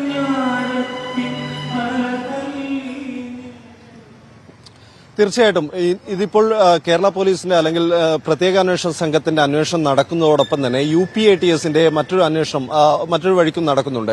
ഷാരൂഖിന്റെ വീട് കേന്ദ്രീകരിച്ച് ആദ്യം നടത്തിയ അന്വേഷണത്തെ തുടർച്ചയായി ഷാരൂഖിന്റെ സുഹൃത്തുക്കളെ പോലീസ് അവിടെയുള്ള UPATS കസ്റ്റഡിയിലെടുത്ത് ചോദ്യം ചെയ്തിരുന്നു. അവിടെ നിന്ന് നമുക്ക് ലഭിക്കുന്ന ചില സൂചനകളുണ്ട്. കാരണം UPATSൽ നിന്ന് ലഭിക്കുന്നത് ഇയാളുടെ സുഹൃത്തുക്കൾ ഇയാളെക്കുറിച്ച് പറയുന്നത് കഴിഞ്ഞ ഒരു വർഷത്തോളമായി ഇയാൾ കുറെ കൂടി തീവ്ര ആശയങ്ങളിൽ ആകൃഷ്ടനായിരുന്നു, അത്തരത്തിലുള്ള വീഡിയോകൾ കാണുന്നത് പതിവായിരുന്നു തുടങ്ങിയ കാര്യങ്ങൾ ഇയാളുടെ സുഹൃത്തുക്കൾ മൊഴിയായിട്ട് നൽകിയതുണ്ട്. ഇതിനെ പക്ഷേ സാധൂകരിക്കുന്ന സൈബർ തെളിവുകൾ ആവശ്യമാണ്. ഇയാളുടെ പക്കൽ 6 മൊബൈൽ ഫോണുകൾ ഉണ്ടായിരുന്നു. സാധാരണക്കാരനായ ഒരാൾക്ക് എന്തിന് 6 മൊബൈൽ ഫോണുകൾ എന്നതുപോലും കുഴക്കുന്ന ചോദ്യമാണ് അന്വേഷണ സംഘത്തെ സംബന്ധിച്ചിടത്തോളം. ഈ കാര്യങ്ങൾ ഇയാളുടെ ഫോണുകളുടെ സൈബർ ട്രേസിംഗ് അത്തരം കാര്യങ്ങളൊക്കെ അറിഞ്ഞു കഴിഞ്ഞാൽ മാത്രമേ ഇയാൾ എന്തൊക്കെ കാര്യങ്ങളാണ് തിരഞ്ഞത്, ആരൊക്കെയുമായാണ് ബന്ധപ്പെട്ടത്, മറ്റേതെങ്കിലും നിരോധിത സംഘടനകളുമായി ബന്ധപ്പെട്ടിരുന്നോ തുടങ്ങിയ കാര്യങ്ങളിലൊക്കെ വ്യക്തത വരേണ്ടതുണ്ട്. ഈ വിവരം UPATSൽ നിന്ന് ലഭിക്കുന്നതാണ്. ഇയാൾക്ക് അത്തരത്തിലുള്ള കഴിഞ്ഞ കുറച്ചു കാലമായി, കഴിഞ്ഞ ഒരു വർഷത്തോളം സമയമായി ഇയാൾക്ക് ഇങ്ങനെയുള്ള ഈ തീവ്രവാദ ആശയങ്ങളിൽ ആകൃഷ്ടനായിരുന്നു എന്നൊരു വിവരം അവിടെ നിന്ന് ലഭിക്കുന്നുണ്ട്. പക്ഷേ ഈ കാര്യങ്ങളിലൊക്കെ തന്നെ തെളിവുകൾ, നേരത്തെ അഭിലാഷ് സൂചിപ്പിച്ചതുപോലെ ഇതിൽ സാധൂകരിക്കുന്ന തെളിവുകൾ ആവശ്യമാണ്. സുഹൃത്തുക്കളുടെ മൊഴിക്കൊക്കെ അപ്പുറത്തേക്ക് സൈബർ തെളിവുകൾ വേണം. മാത്രമല്ല ഇത് ഈ കൃത്യം ചെയ്തത് ഇയാൾ തന്നെയാണെന്ന് തെളിയിക്കുന്ന മറ്റ് കാര്യങ്ങൾ വേണം. നേരത്തെ ഇയാളുടെ ബാഗിൽ നിന്ന് വസ്ത്രങ്ങൾ കിട്ടിയപ്പോൾ അതിൽ നിന്ന് മുടിയും അതേപോലെ തന്നെയുള്ള കാര്യങ്ങളും ലഭിച്ചിരുന്നു. അതിൽ നിന്ന് DNA സാമ്പിൾ ശേഖരിക്കാൻ അന്വേഷണ സംഘത്തിന്, ഫോറൻസിക് സംഘത്തിന് സാധിച്ചിട്ടുണ്ട്. അതേപോലെ തന്നെ ഇന്നലെ ഇയാളുടെ DNA സാമ്പിളുകൾ ശേഖരിച്ചിട്ടുണ്ട്. ഇത് മാച്ച് ചെയ്യുകയാണെങ്കിൽ അത് പ്രധാനപ്പെട്ട ഒരു തെളിവായിരിക്കും. അത്തരം തെളിവുകൾ കൂടി അന്വേഷണ സംഘം ശേഖരിക്കുന്നുണ്ട്. ഈ അഭിലാഷ് പറഞ്ഞതുപോലെ ഈ മൊഴി മാത്രം മതിയാവില്ല ഇതേപോലെ ഒരു കേസിൽ. ഇയാൾ എന്തിന് കേരളത്തിലെത്തി, ഇയാൾക്ക് മറ്റു സഹായം ഉണ്ടായിട്ടുണ്ടോ, അത്തരം കാര്യങ്ങളിലൊക്കെ വ്യക്തത വരേണ്ടതുണ്ട്. മാത്രമല്ല ഇയാളുടെ ബാങ്ക് ഇടപാടുകൾ ഉൾപ്പെടെയുള്ള കാര്യങ്ങൾ പരിശോധിക്കുന്നുണ്ട്. അത്തരം ആ വഴികളിലേക്കൊക്കെ പോകുന്നുണ്ട്. അതേസമയം തന്നെ ഇയാളെ ചോദ്യം ചെയ്യുക എന്നുള്ളത് പ്രധാനമാണ്. ചോദ്യം ചെയ്തു കഴിഞ്ഞാൽ മാത്രമേ നേരത്തെ ഈ പറഞ്ഞിരിക്കുന്നതിനപ്പുറത്തേക്ക് ഇയാളുടെ ബന്ധങ്ങളെക്കുറിച്ച് മനസ്സിലാവുകയുള്ളൂ. ഇയാൾ ഏതെങ്കിലും തരത്തിൽ തീവ്രവാദ ആശയത്തിൽ ആകൃഷ്ടനായിട്ടാണോ അല്ലെങ്കിൽ അങ്ങനെയുള്ള ഏതെങ്കിലും സംഘടനകളുടെ പ്രേരണയാലാണോ ഇയാൾ ഈ ആക്രമണം നടത്തിയത്, എന്തുകൊണ്ട് കേരളം തെരഞ്ഞെടുത്തു, എന്തുകൊണ്ടാണ് ഈ തെക്കൻ കേരളത്തിലെ കുറെ സ്ഥലപ്പേരുകൾ ഇയാൾ എഴുതി വെച്ചത്, ആദ്യമായിട്ട് കേരളത്തിലേക്ക് വരുന്ന ഒരാൾ എന്തിന് തെക്കൻ കേരളത്തിലെ സ്ഥലപ്പേരുകൾ എഴുതി വെച്ചു, എന്തിന് അതിനുശേഷം വടക്കൻ കേരളത്തിലേക്ക് യാത്ര ചെയ്തു, എന്തുകൊണ്ട് എലത്തൂരിൽ വെച്ച് തന്നെ ആക്രമണം നടത്തി, ഇങ്ങനെ നിരവധി ചോദ്യങ്ങൾക്ക് ഉത്തരം ലഭിക്കേണ്ടതുണ്ട്. അത് വിശദമായ ചോദ്യം ചെയ്യലിലൂടെ അത് സാധിക്കുകയുള്ളൂ. അത് ഇന്ന് തന്നെ ഇയാളെ കസ്റ്റഡിയിൽ വാങ്ങിക്കാൻ കഴിയും എന്നുള്ള ഒരു പ്രതീക്ഷ അന്വേഷണ സംഘത്തിനുണ്ട്. ഡോക്ടർമാരുടെ സംഘവും ഇന്നലെ സൂചിപ്പിച്ച അതാണ്. ഇന്നത്തേക്ക് ആരോഗ്യസ്ഥിതി മെച്ചപ്പെടാൻ സാധ്യതയുണ്ട്. രക്തപരിശോധനയിൽ പുരോഗതി ഉണ്ടാവുകയാണെങ്കിൽ ഇയാളുടെ കസ്റ്റഡി ആവശ്യപ്പെടാം, അല്ലെങ്കിൽ ഇയാളെ മജിസ്ട്രേറ്റിന് മുന്നിൽ ഹാജരാക്കാം എന്നുള്ള നിലയ്ക്ക് ഡോക്ടർമാരുടെ സംഘം ഇയാളെ പരിശോധിച്ച ഡോക്ടർമാരുടെ സംഘം പറഞ്ഞിരുന്നു. ഇന്നലെ 10ഓളം ഡിപ്പാർട്ട്മെന്റുകളിലെ ഡോക്ടർമാരാണ് ഇയാളെ പരിശോധിച്ചത്. ഇന്ന് അതേപോലെ തന്നെ രാവിലെ തന്നെ രക്തപരിശോധന ഉണ്ടാവും. അതിൽ മതിയായ തരത്തിൽ പുരോഗതി ഉണ്ടെങ്കിൽ ഇയാളെ ഇന്ന് തന്നെ മജിസ്ട്രേറ്റിന് മുന്നിൽ ഹാജരാക്കും. അത് 10 മണിയോ 11 മണിയോട് കൂടിയായിരിക്കും. 10 മണിയോടുകൂടി തന്നെ റിസൾട്ട് ലഭിക്കുമെന്ന് മനസ്സിലാക്കുന്നു. അതിനുശേഷം 11 മണിയോടുകൂടി തന്നെ ഇയാളെ ഹാജരാക്കും. ഇന്ന് പക്ഷേ തെളിവെടുപ്പ് ഉൾപ്പെടെയുള്ള കാര്യങ്ങൾ ഉണ്ടാവില്ല. വിശദമായ ചോദ്യം ചെയ്യലിനൊക്കെ ശേഷമായിരിക്കും തെളിവെടുപ്പ് പോലുള്ള കാര്യങ്ങൾ. എന്തായാലും ഏതൊക്കെ വഴികളിലൂടെ എങ്ങനെയാണ് അന്വേഷണം മുന്നോട്ട് കൊണ്ടുപോകുന്നത് എന്നത് അന്വേഷണ സംഘത്തിന് മാത്രം അറിയാവുന്ന കാര്യമാണ്. പ്രേക്ഷകരുമായി ഈ വാർത്തകൾ പങ്കുവെക്കുമ്പോഴടക്കം നമ്മൾ സൂചിപ്പിച്ചു കഴിഞ്ഞു, മറ്റു വഴികൾ സ്വാഭാവികമായും അന്വേഷണ സംഘങ്ങൾ തേടുന്നുണ്ടാകാം. അതേസമയം തന്നെയാണ് ഇതുമായി ബന്ധപ്പെട്ട നിയമ നടപടികൾ കോടതിയിൽ ഒരു മനുഷ്യൻ എന്ന നിലയിൽ ഇന്ത്യ രാജ്യം നൽകുന്ന മനുഷ്യാവകാശങ്ങൾ അത് പ്രതിക്ക് ഉണ്ട്. ഇപ്പോഴും ഈ ഷാരൂഖിനെ സംബന്ധിച്ചിടത്തോളം പ്രതി പറയാനേ നമുക്ക് സാധിക്കൂ. പ്രതിയാണോ, യഥാർത്ഥ പ്രതിയാണോ എന്നൊക്കെ പറയേണ്ടത് നമ്മുടെ നിയമ സംവിധാനമാണ്. ആ നിയമ പരിമിതികളിൽ നിന്നുകൊണ്ടാണ് പോലീസിന്, മാത്രമല്ല ATS ഉണ്ട്, റെയിൽവേ പോലീസുണ്ട്, ഇവരൊക്കെ ഒരുപക്ഷെ ഷാരൂഖിനെ അടുത്ത ദിവസം കസ്റ്റഡിയിൽ ആവശ്യപ്പെട്ടേക്കാം. അതിനു മുമ്പ് വേണം കേരള പോലീസിനും കാര്യമായ കണ്ടെത്തലുകളിലേക്ക് എത്താൻ. എന്തായാലും അന്വേഷണം തീർത്തും രഹസ്യ സ്വഭാവത്തോടു കൂടി തന്നെയാണ് മുന്നോട്ട് പോകുന്നത്. അതിന്റെ ഭാഗമായിരുന്നു നമ്മൾ ഇന്നലെ കണ്ട നാടകീയത ഒക്കെ എന്ന് വേണമെങ്കിൽ പറയാം. ഇന്നലെ പ്രതിയെ അടക്കം കൊണ്ടുവരുമ്പോഴൊക്കെ വലിയ കരുതലുണ്ടായിരുന്നു. മാധ്യമങ്ങൾക്ക് അത് ഈ ഷാരൂഖുമായി സംസാരിക്കാനോ അല്ലെങ്കിൽ അയാളുടെ അടുത്തേക്ക് എത്താനോ ഒന്നും തന്നെ സാധിച്ചിട്ടില്ല. അങ്ങനെ വഴിതിരിച്ചുവിടാനുള്ള ഒരു നാടകമാണോ എന്നൊന്നും ഇപ്പോഴും വ്യക്തമല്ല. എന്താണ് പോലീസ് ഉദ്ദേശിക്കുന്നത്? എന്തായാലും അന്വേഷണം അത് തീർത്തും രഹസ്യ സ്വഭാവമുള്ളതാണ്. ഒരുപക്ഷെ അത് അന്വേഷണം തെളിയാനുള്ളൊരു വലിയ കാരണം തന്നെ ആയിരിക്കും. അത് തന്നെയായിരിക്കും അന്വേഷണ സംഘം ഉദ്ദേശിക്കുന്നതും. എന്തായാലും നമുക്ക് ഇനിയും ഒരുപാട് വാർത്തകൾ അറിയേണ്ടതുണ്ട്, ഒരുപാട് വിശേഷങ്ങൾ നോക്കേണ്ടതുണ്ട്. ആ വാർത്തകളിലേക്കൊക്കെ വരാം. പ്രഭാത കേരളം വീണ്ടും പ്രേക്ഷകരിലേക്ക് തന്നെ എത്തും ഇടവേളയ്ക്ക് ശേഷം.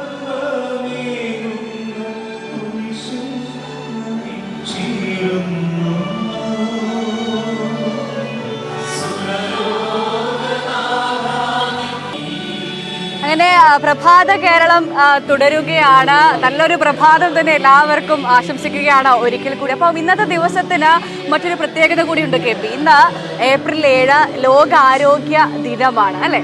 അപ്പം എല്ലാ പ്രേക്ഷകർക്കും ഒരു നല്ല ആരോഗ്യം ഉണ്ടാവട്ടെ. എന്താണ് ദുഃഖവെള്ളിയോടൊപ്പം തന്നെ ഇന്നത്തെ ദിനം ആരോഗ്യ ദിനം കൂടിയാണ്.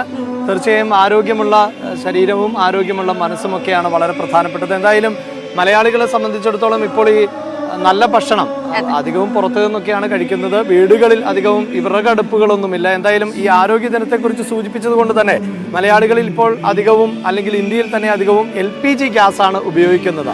പക്ഷേ CNG, PNG ഉൾപ്പെടെയുള്ള ഗ്യാസുകളുടെ വില നിയന്ത്രിക്കുവാനുള്ള ഒരു സ്കീമുമായി കേന്ദ്ര സർക്കാർ മുന്നോട്ട് പോകുന്നുണ്ട്. സാധാരണ നിലയിൽ 6 മാസത്തിൽ ഒരിക്കലാണ് ഈ ക്രൂഡ് ഓയിൽ വിലയുടെ, അന്താരാഷ്ട്ര വിപണിയിലെ ക്രൂഡ് ഓയിൽ വിലയുടെ അടിസ്ഥാനത്തിൽ ഈ വിലയുമായി ബന്ധപ്പെട്ട കാര്യങ്ങൾ കേന്ദ്ര സർക്കാരിന്റെ സംവിധാനങ്ങൾ പരിശോധിക്കാറ്. ഇനി മുതൽ അങ്ങനെ ആയിരിക്കില്ല. മാസം തോറും ഈ അന്താരാഷ്ട്ര വിപണിയിലെ ക്രൂഡ് ഓയിൽ വില പരിശോധിച്ചുകൊണ്ടുള്ള ഒരു സംവിധാനത്തിലേക്കാണ് പോകുന്നത്. അങ്ങനെ ഗ്യാസിന്റെ വില അല്ലെങ്കിൽ ഗ്യാസിന്റെ ചെലവ് ചുരുക്കുവാനുള്ള ഒരു ശ്രമത്തിലാണ് കേന്ദ്ര സർക്കാർ. നമുക്ക് അതുമായി ബന്ധപ്പെട്ട ഒരു റിപ്പോർട്ടിലേക്ക് പോകാം. നേരത്തെ രാജ്യാന്തര വിപണിയിലെ പ്രകൃതിവാതക വിലയ്ക്ക് ആനുപാതികമായിട്ടാണ് ഇന്ത്യയിൽ പ്രകൃതിവാതക വില നിർണ്ണയിച്ചിരുന്നത്. അതിനു പകരം അസംസ്കൃത എണ്ണവിലയ്ക്ക് ആനുപാതികമായി CNGയുടെയും PNGയുടെയും വില നിർണ്ണയിക്കാനാണ് തീരുമാനം. കൂടാതെ 6 മാസത്തിലൊരിക്കൽ വില നിർണ്ണയിക്കുന്ന രീതി മാറ്റി പ്രതിമാസ വില നിർണ്ണയം നടത്താനും തീരുമാനമായി. 2 വർഷത്തേക്ക് ഈ രീതി തുടരും. ഇതിനുശേഷം പ്രതിവർഷം $0.25 എന്ന നിരക്കിൽ വില കൂടും. പ്രകൃതിവാതക വിലയ്ക്ക് അടിസ്ഥാന വിലയും പരമാവധി വിലയും നിശ്ചയിക്കാൻ തീരുമാനിച്ചിട്ടുണ്ട്. $4 ആയിരിക്കും അടിസ്ഥാന വില, $6.5 ആയിരിക്കും പരമാവധി വില. കേന്ദ്രം നടപ്പിലാക്കാനിരിക്കുന്ന പുതിയ രീതി കാർഷിക ഗാർഹിക വാണിജ്യ മേഖലയിലുള്ളവർക്ക് ഗുണകരമാകുമെന്നാണ് കേന്ദ്ര സർക്കാരിന്റെ വിലയിരുത്തൽ. പുതിയ രീതി നടപ്പാക്കുന്നതോടെ PNG വില 10%, CNG വില 6% മുതൽ 9% വരെയും കുറയുമെന്നാണ് വിവരം. National desk, news 18.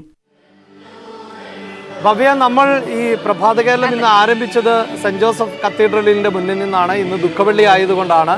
നേരത്തെ തന്നെ നമ്മൾ സൂചിപ്പിച്ചു കഴിഞ്ഞു, ഇത് വിഷുവിന്റെ ഒരു സീസൺ കൂടിയാണ്. അതോടൊപ്പം തന്നെ റമദാൻ മാസത്തിന്റെ വ്രത ശുദ്ധിയുടെ നാളുകൾ കൂടിയാണ് കടന്നു പോകുന്നത്. വിവിധ ക്ഷേത്രങ്ങളിലെ ഉത്സവകാലവും അതോടൊപ്പം തന്നെ വളരെ പ്രധാനപ്പെട്ട ചടങ്ങുകളും ഒക്കെ നടക്കുന്ന അങ്ങനെ ഒരു ഫെസ്റ്റിവൽ സീസൺ എന്ന് തന്നെ വേണമെങ്കിൽ കേരളത്തെ പറയാം. അതുമായി ബന്ധപ്പെട്ട് പ്രത്യേകിച്ചും തിരുവനന്തപുരം ക്ഷേത്രങ്ങളുടെ ഒക്കെ ഒരു നാടാണ്. തിരുവനന്തപുരത്ത് ഏറ്റവും കൂടുതലായിട്ട് ഇങ്ങനെ ഓരോ ക്ഷേത്രങ്ങളിലായി ഉത്സവങ്ങളൊക്കെ നടന്നുകൊണ്ടിരിക്കുകയാണ്. അതിന്റെ ഭാഗമായി പൗർണമിക്കാവിൽ കഴിഞ്ഞ 7 ദിവസമായിട്ട് നടക്കുന്ന പ്രപഞ്ചയാഗം സമാപിച്ചിട്ടുണ്ട്. ആ വാർത്തകളൊക്കെ കൃത്യമായി നമ്മൾ എപ്പോഴും പ്രേക്ഷകരിലേക്ക് എത്തിച്ചിട്ടുമുണ്ടായിരുന്നു. അപ്പോൾ എന്തായാലും ഈ 7 ദിവസവും വലിയ തിരക്കായിരുന്നു ക്ഷേത്രത്തിൽ അനുഭവപ്പെട്ടത്. യാഗാചാര്യനായ കൈലാസപുരി സ്വാമിയുടെ കാർമ്മികത്വത്തിലായിരുന്നു അവിടെ യാഗമൊക്കെ നടന്നിരുന്നത്. ആ വാർത്തകൾ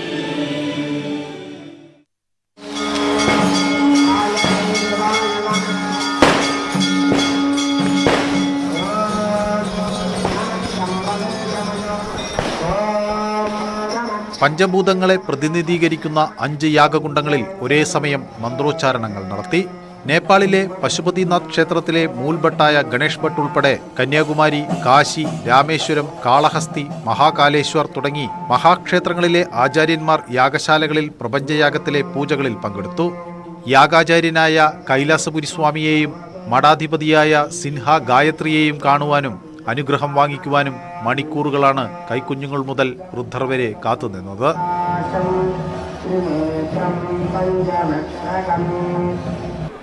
പ്രപഞ്ച യാഗം എല്ലാം കൊണ്ടും ഈ പ്രദേശത്തിനും ഇതിൽ പങ്കെടുത്തവർക്കും ഒരു അനുഭവമാണ്. ആ അനുഭവം അവരുടെ ജീവിതം മുഴുവനും കാത്തു സൂക്ഷിക്കാൻ പറ്റിയ രൂപത്തിലുള്ള അനുഭവങ്ങളാണ് ഇതിൽ പങ്കെടുത്ത ഓരോരുത്തരും പറഞ്ഞത്. സംവിധായകൻ ഷാജി കൈലാസും അഭിനേത്രിയും അവതാരികയുമായ ആനിയും യാഗശാലയിലെത്തി.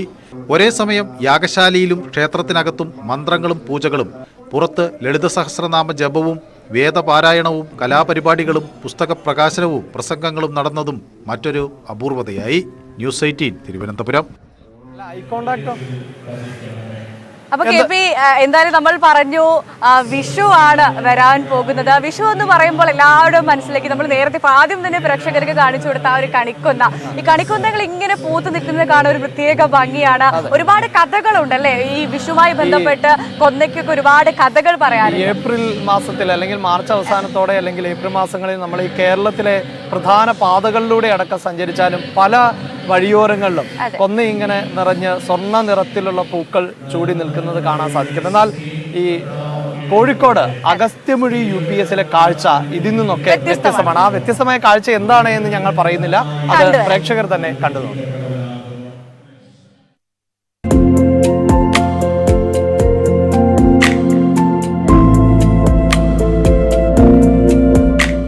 വർഷവും വിഷുക്കാലമായാൽ അഗസ്ത്യമുഴി UP സ്കൂളിന് മുന്നിലുള്ള കണിക്കൊന്ന മരം ഒരു ഇല പോലും കാണാത്ത രൂപത്തിൽ പൂത്ത് പന്തലിക്കും.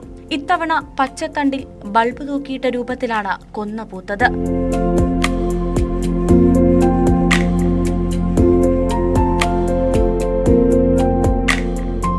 മനോഹര കാഴ്ച കാണാനും ചിത്രം പകർത്താനും നിരവധി പേരാണ് ഇവിടെ എത്തുന്നത്. വർഷം തോറും കൊന്ന പൂക്കുകയും കണിവെക്കാനായി ആളുകൾ കൊണ്ടുപോകാറുമുണ്ടായിരുന്നു. എന്നാൽ ഈ വർഷമാണ് ഇത്തരത്തിൽ കൊന്ന പൂത്തത്. ഏപ്രിൽ മാസമായാൽ ആ 2 മരങ്ങളും ഒരേ സമയം പൂക്കുകയും ഇലയൊന്നും ഒട്ടും കാണാത്ത രീതിയിൽ കൊന്നപ്പൂക്കൾ നിറഞ്ഞു നിൽക്കുകയും ചെയ്യും. പക്ഷേ ഈ പ്രാവശ്യം അത് അങ്ങനെ പൂത്തിട്ടുണ്ട് എന്നുള്ളതിന് പുറമെ അതിനൊക്കെ വിപരീതമായിട്ട് വ്യത്യസ്തമായ ഒരു കാഴ്ച കൂടി അതിനുള്ളിൽ ഉണ്ട്.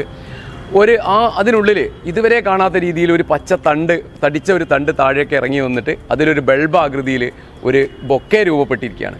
വിഷുവിന് ദിവസങ്ങൾ മാത്രം ശേഷിക്കെ നിരവധി പേരാണ് കണിക്കൊന്ന പൂത്ത കാഴ്ച കാണാനെത്തുന്നത്. ന്യൂസ് 18 മുക്കം. ഇൻട്രോ ഇല്ല. അപ്പൊ എന്തായാലും വിഷുവിന്റെ നല്ലൊരു വാർത്തകളൊക്കെ നമ്മൾ കണ്ടു. വ്യത്യസ്തമായ ഒരു കാഴ്ച അല്ലേ, അങ്ങനെ തന്നെ പറയാം.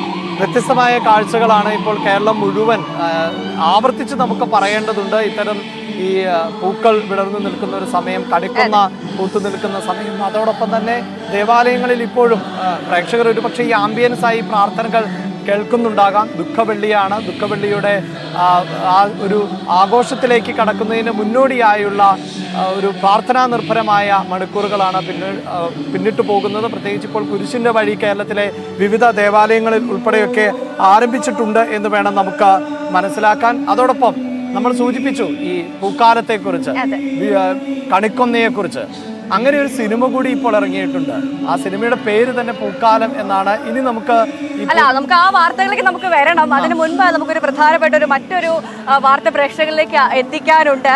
ഒരു ഗസ്റ്റ് ഉണ്ട്, പറഞ്ഞതുപോലെ തന്നെ ആ ഗസ്റ്റ് ഒരു സർപ്രൈസ് ആണ്. അതൊക്കെ ഞങ്ങൾ പ്രേക്ഷകരിലേക്ക് എത്തിക്കും. പക്ഷെ അതിന് മുൻപ് ഈ പൂരക്കളിയിൽ ചുവട് വെച്ച മുൻ MLA-യും പൂരക്കളി കലാ അക്കാദമി ചെയർമാനുമായ കെ കുഞ്ഞിരാമൻ മട്ടേങ്ങാനം കഴകം ശ്രീ പൂപാണക്കുഴി ക്ഷേത്ര പൂരോത്സവത്തിന്റെ സമാപന ദിവസത്തിലാണ് കെ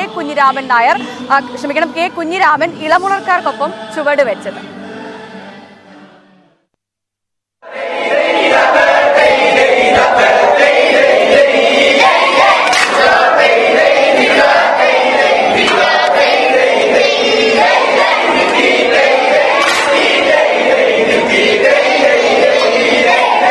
പ്രായത്തെ വെല്ലുന്ന മെയ്വഴക്കത്തിൽ മുൻ MLA കെ കുഞ്ഞിരാമൻ ഇളമുറക്കാർക്കൊപ്പം ചുവടുവച്ചു. ആയോധന വിദ്യയുടെ ചിട്ടവട്ടങ്ങൾ തെറ്റാതെ മട്ടെങ്ങാനം കഴകം ശ്രീ പൂപാണക്കുഴി ക്ഷേത്രസന്നിധിയിലാണ് ചുവടുവെച്ച് കൈകൊട്ടിപ്പാടിയത്.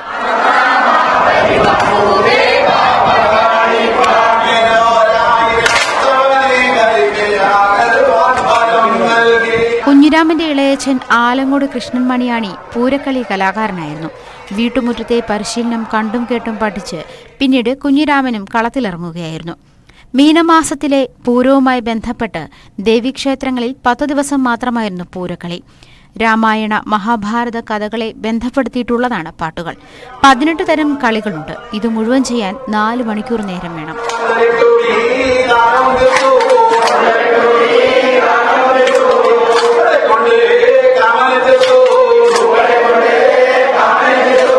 ഈ പൂരം പുളിയോടനുബന്ധിച്ച് നമ്മുടെ നാട്ടിലെ ചെറുപ്പക്കാരും കുട്ടികളും ചേർന്ന് അവതരിപ്പിക്കുന്ന ഈ പൂരക്കളി നമ്മുടെ നാട്ടിൽ കുറഞ്ഞു വരുന്നു എന്ന പരാതി നമ്മുടെ നാട്ടുകാർക്കുണ്ട്. അതിന് പ്രധാന കുറേ കാര്യങ്ങളുണ്ട്. കുട്ടികൾ സ്കൂളിൽ പോകുന്നവരാണ്. പരീക്ഷാകാലത്താണ് ഈ പൂരം സാധാരണ വരികയാണ്. കേവലം പരീക്ഷ മുമ്പേ കഴിഞ്ഞതുകൊണ്ട് പൂരം താമസിച്ചുകൊണ്ടും കുട്ടികൾക്കെല്ലാം പങ്കെടുക്കാനൊരു ആവേശം ഉണ്ടായി എന്നല്ല. മാർച്ചിലാണ് കെ കുഞ്ഞിരാമനെ പൂരക്കളി അക്കാദമി ചെയർമാനായി നിയമിച്ചത്. ന്യൂസ് 18 കാസർഗോഡ്. അങ്ങനെ പ്രഭാത കേരളം പാളയം പള്ളിക്ക് സമീപത്ത് നിന്ന് തുടരുകയാണ്. ഏതായാലും നമുക്കിന്നൊരു അതിഥിയുണ്ട് അല്ലേ? അതെ, ഈ നമ്മൾ പൂക്കാലത്തെ കുറിച്ച് പറഞ്ഞപ്പോൾ ജീവിതത്തിലെ മനുഷ്യന്റെയൊക്കെ ഒരു പൂക്കാലം എന്ന് പറയുന്നത് യഥാർത്ഥത്തിൽ യൗവനമാണ് എന്ന് തോന്നുന്നു. പക്ഷെ ഒരു സിനിമ തയ്യാറായി കഴിഞ്ഞിട്ടുണ്ട്. യൗവനത്തിന്റെ ഒരു എടുപ്പിലാണ്. ഞാൻ എല്ലാ കാലവും യൗവനത്തിലാണ് എന്ന് പറയാം. പ്രായം എന്നതൊരു നമ്പറുകൾ മാത്രം എന്നുള്ളതാണ്. അതുകൊണ്ട് മനസ്സാണ് ഈ യൗവനത്തെ തീരുമാനിക്കുന്നത്. തീർച്ചയായും ഈ പൂക്കാലം എന്ന പേരാണ് ആ സിനിമയ്ക്ക് നൽകിയിട്ടുള്ളത്. ഞാനിത് സൂചിപ്പിക്കാൻ കാരണം ഈ യൗവന കാലഘട്ടമാണ് പൂക്കാലം എന്ന് പറയുമ്പോൾ ഈ സിനിമയ്ക്ക് പേര് പൂക്കാലം എന്നാണ് എങ്കിലും പ്രായമായ ദമ്പതിമാരുടെ കഥയാണ് എന്നാണ് മനസ്സിലാക്കുന്നത്. ചിത്രം നാളെ തിയേറ്ററിൽ എത്താൻ പോകുന്നതേ ഉള്ളൂ. അതുകൊണ്ട് എന്താണ് പ്രമേയം എന്നതൊന്നും നമുക്ക് അറിയില്ല. ഈ സിനിമയിലെ സിനിമയുമായി ബന്ധപ്പെട്ടുള്ളവരാണ് ഇന്ന് അതിഥികളായി എത്തുന്നത്. നവ്യദാസും കാവ്യദാസും. അപ്പം ഈ നവ്യയും കാവ്യയും കുറിച്ച് പറയുകയാണെങ്കിൽ ഇവര് അഭിനയത്തിലും നൃത്തത്തിലും തുടങ്ങി സർവകലാ വല്ലഭകളായ ഇരട്ട സഹോദരിമാരാണ്. ഏറ്റവും പ്രധാനപ്പെട്ട കാര്യം ഇൻസ്റ്റഗ്രാം റീൽസിലൂടെ ശ്രദ്ധേയമായ 2 പേരാണ്. അപ്പൊ എന്തായാലും എല്ലാ കലകളിലും കേമത്വം തെളിയിച്ച ഈ 2 പേരാണ് നമ്മുടെ ഇന്നത്തെ അതിഥി. ഈ അതിഥിയുടെ വിശേഷങ്ങൾ നമുക്ക് പ്രേക്ഷകർക്ക് പങ്കുവയ്ക്കാൻ ന്യൂസ് റൂമിൽ നിന്ന് നമ്മുടെ MG രേണുക തയ്യാറാണ്. അപ്പൊ രേണുക, എന്തായാലും നമുക്ക് അതിഥിയുടെ വിശേഷങ്ങളിലേക്ക് കടക്കാം അല്ലേ? Thank you Abila. അതിഥികളുടെ വിശേഷങ്ങളിൽ നിന്ന് പോവുകയാണ്. ഇപ്പോൾ അനിൽ ആന്റണി മാധ്യമങ്ങളെ കാണുന്നു. അതിലേക്ക്. പ്രവർത്തനം മൂലമാണ് അനിൽ ആന്റണി BJP-യിൽ പ്രവേശിച്ചത് എന്നാണോ പറയുന്നത്? അല്ല, അനിൽ ആന്റണി BJP പ്രവേശിച്ചത് എന്തുകൊണ്ടാണെന്നുള്ള റീസൺ അത് അവർ തമ്മിലുള്ള അണ്ടർസ്റ്റാൻഡിംഗ് ആണ്. അത് കോൺഗ്രസിൽ നിന്ന് പ്രവർത്തിച്ച മികവ് കാരണമാണോ അതോ എന്താണ് ഉള്ള സംഭവം അവരുടെ അണ്ടർസ്റ്റാൻഡിംഗ് ആണത്. വളരെ പെട്ടെന്നാണ് ഈ ഒരു തീരുമാനം എന്ന് തോന്നുന്നുണ്ടോ അനിൽ ആന്റണി? വളരെ ഇമ്പൾസീവായിട്ടുള്ളൊരു ഡിസിഷനായിരുന്നു അത്. വളരെ ഇമ്പൾസീവായിട്ടുള്ള ഡിസിഷനായിരുന്നു.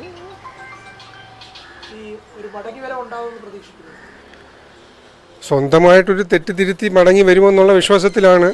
തെറ്റ് തിരുത്തി കൊണ്ട് തന്നെ വരുമെന്നാണ് വിശ്വാസം. അനിൽ ആന്റണിയുടെ ഇനിയുള്ള ഒരു രാഷ്ട്രീയ ജീവിതം അത് എങ്ങനെയായിരിക്കുമെന്ന് തോന്നുന്നു? പുള്ളിയുടെ രാഷ്ട്രീയ ജീവിതം പുള്ളിക്ക് തോന്നുന്നത് BJP-യിൽ പോയാണ് പുള്ളിക്ക് ഗുണകരമാകണമെന്ന് തോന്നുന്നെങ്കിൽ പുള്ളി അത് കണ്ടിന്യൂ ചെയ്യുമായിരിക്കും. അതല്ല, അവിടെ ചെന്ന് തെറ്റുകൾ തിരുത്തി തിരിച്ച് വീട്ടിലോട്ട് കോൺഗ്രസ് പാർട്ടിയിലോട്ട് വരാനുള്ള ഒരു ആവട്ടെ എന്നാണ് എൻ്റെ ഒരു വിശ്വാസം.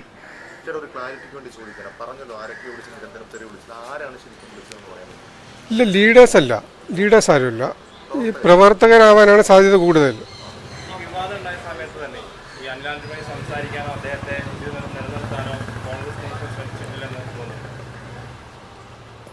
കോൺഗ്രസ് നേതൃത്വം ശ്രമിച്ചു കാണണം, അത് പരാജയപ്പെട്ടിട്ടുണ്ടാവാം. അതുപോലെ ചില വാർത്തകൾ വരുന്നുണ്ട്, വലിയ തോതിൽ ക്യാൻവാസ് ചെയ്താണ് BJP അദ്ദേഹത്തെ കൊണ്ടുപോയത് എന്നതാണ്. അത് അങ്ങനെ ശരിവെക്കുന്ന തരത്തിലാണ് അദ്ദേഹം പോയത്. അങ്ങനെ തോന്നുന്നുണ്ട്, അങ്ങനെയാണോ? ഇത്തരത്തിൽ വലിയ രീതിയിൽ ക്യാൻവാസ് ചെയ്ത് വലിയ പണം കൊടുത്താണ് കൊണ്ടുപോയത് എന്ന് തോന്നുന്നുണ്ട്? അല്ല, പണം കൊടുത്തിട്ടുണ്ടോ എന്നുള്ള സംഭവം അത് എങ്ങനെ എനിക്ക് പറയാൻ പറ്റും. എന്തായാലും അവർ എൻ്റെ ചേട്ടന് തോന്നിക്കാണും ഈ കോൺഗ്രസ് പാർട്ടിയിൽ ഇരുന്നിട്ട് ഒരു ഗുണവും മുന്നോട്ട് കൊണ്ടുപോകാൻ പുള്ളിക്ക് പറ്റത്തില്ല എന്നുള്ള തീരുമാനം ആയതുകൊണ്ടായിരിക്കും പുള്ളി BJP-യിലോട്ട് പോയത്. അത് അവർ തമ്മിലുള്ള അണ്ടർസ്റ്റാൻഡിങ് എന്താണെന്നുള്ളത് ഇനി വഴിയെ മനസ്സിലാവത്തേ ഉള്ളൂ. അനിലിന്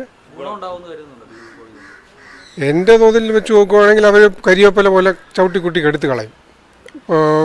അത് മനസ്സിലാവും എന്നുള്ള രീതിയാണ് ഞാൻ ഇരിക്കുന്നത്. തെരഞ്ഞെടുപ്പ് സീറ്റടക്കം വാഗ്ദാനം ചെയ്തിട്ടുണ്ട് എന്നാണ് അറിയുന്നത്. അപ്പോൾ അങ്ങനെ ഈ കറിവേപ്പില പോലെ കളയുമെന്ന് പ്രതീക്ഷിക്കുന്നുണ്ടോ?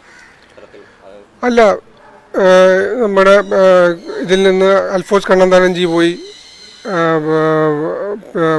തോമ്പടക്കം പോയി, ഇവരെല്ലാം എവിടെയാണിപ്പോൾ? അവരെ പറ്റി ആരും ഇപ്പോൾ ചോദിക്കുന്നില്ലല്ലോ. അതുപോലെ ഒരു അവസരം ഉണ്ടാവരുത് എന്നുള്ള ഒരു പ്രാർത്ഥനയാണ്. തെറ്റ് തിരുത്തി മടങ്ങി വരുമെന്നാണ് എൻ്റെ വിശ്വാസം. ഇല്ല, കുടുംബത്തിലേക്ക് വലിയൊരു പ്രശ്നമായി മാറുന്നുണ്ട്. കുടുംബത്തിൻ്റെ അകത്തൊരു വലിയ പ്രശ്നമായി ഇത് മാറിയോ? എൻ്റെ അച്ഛനും അമ്മയും എനിക്ക് ഫ്രീഡമാണ് തന്നിട്ടുള്ളത്. എപ്പോഴും പറയുന്നത് എന്ന് പറഞ്ഞാൽ നമ്മളെല്ലാം ഒരു ഇൻഡിപെൻഡൻറ്റ് പേഴ്സണാലിറ്റിയാണ്. എന്ത് തിരഞ്ഞെടുക്കാനും നിങ്ങൾക്ക് അവകാശമുണ്ട്. പക്ഷെ തിരഞ്ഞെടുക്കുന്ന എന്തായാലും ശരിക്കും ഒന്ന് ആലോചിച്ചിട്ട് വേണം ചെയ്യാനാണ് എപ്പോഴും പറയുന്നത്. അപ്പോൾ ഈ ഒരു സംഭവത്തിലൂടെ വീട്ടിൽ പ്രശ്നമുണ്ടായെന്ന് ചോദിച്ചു കഴിഞ്ഞാൽ വളരെ ദുഃഖിതരാണ് എല്ലാവരും. പക്ഷേ സ്വന്തമായി എടുത്തൊരു തീരുമാനമായതുകൊണ്ട് ഒന്നും പറയാനും പറ്റുന്നില്ല.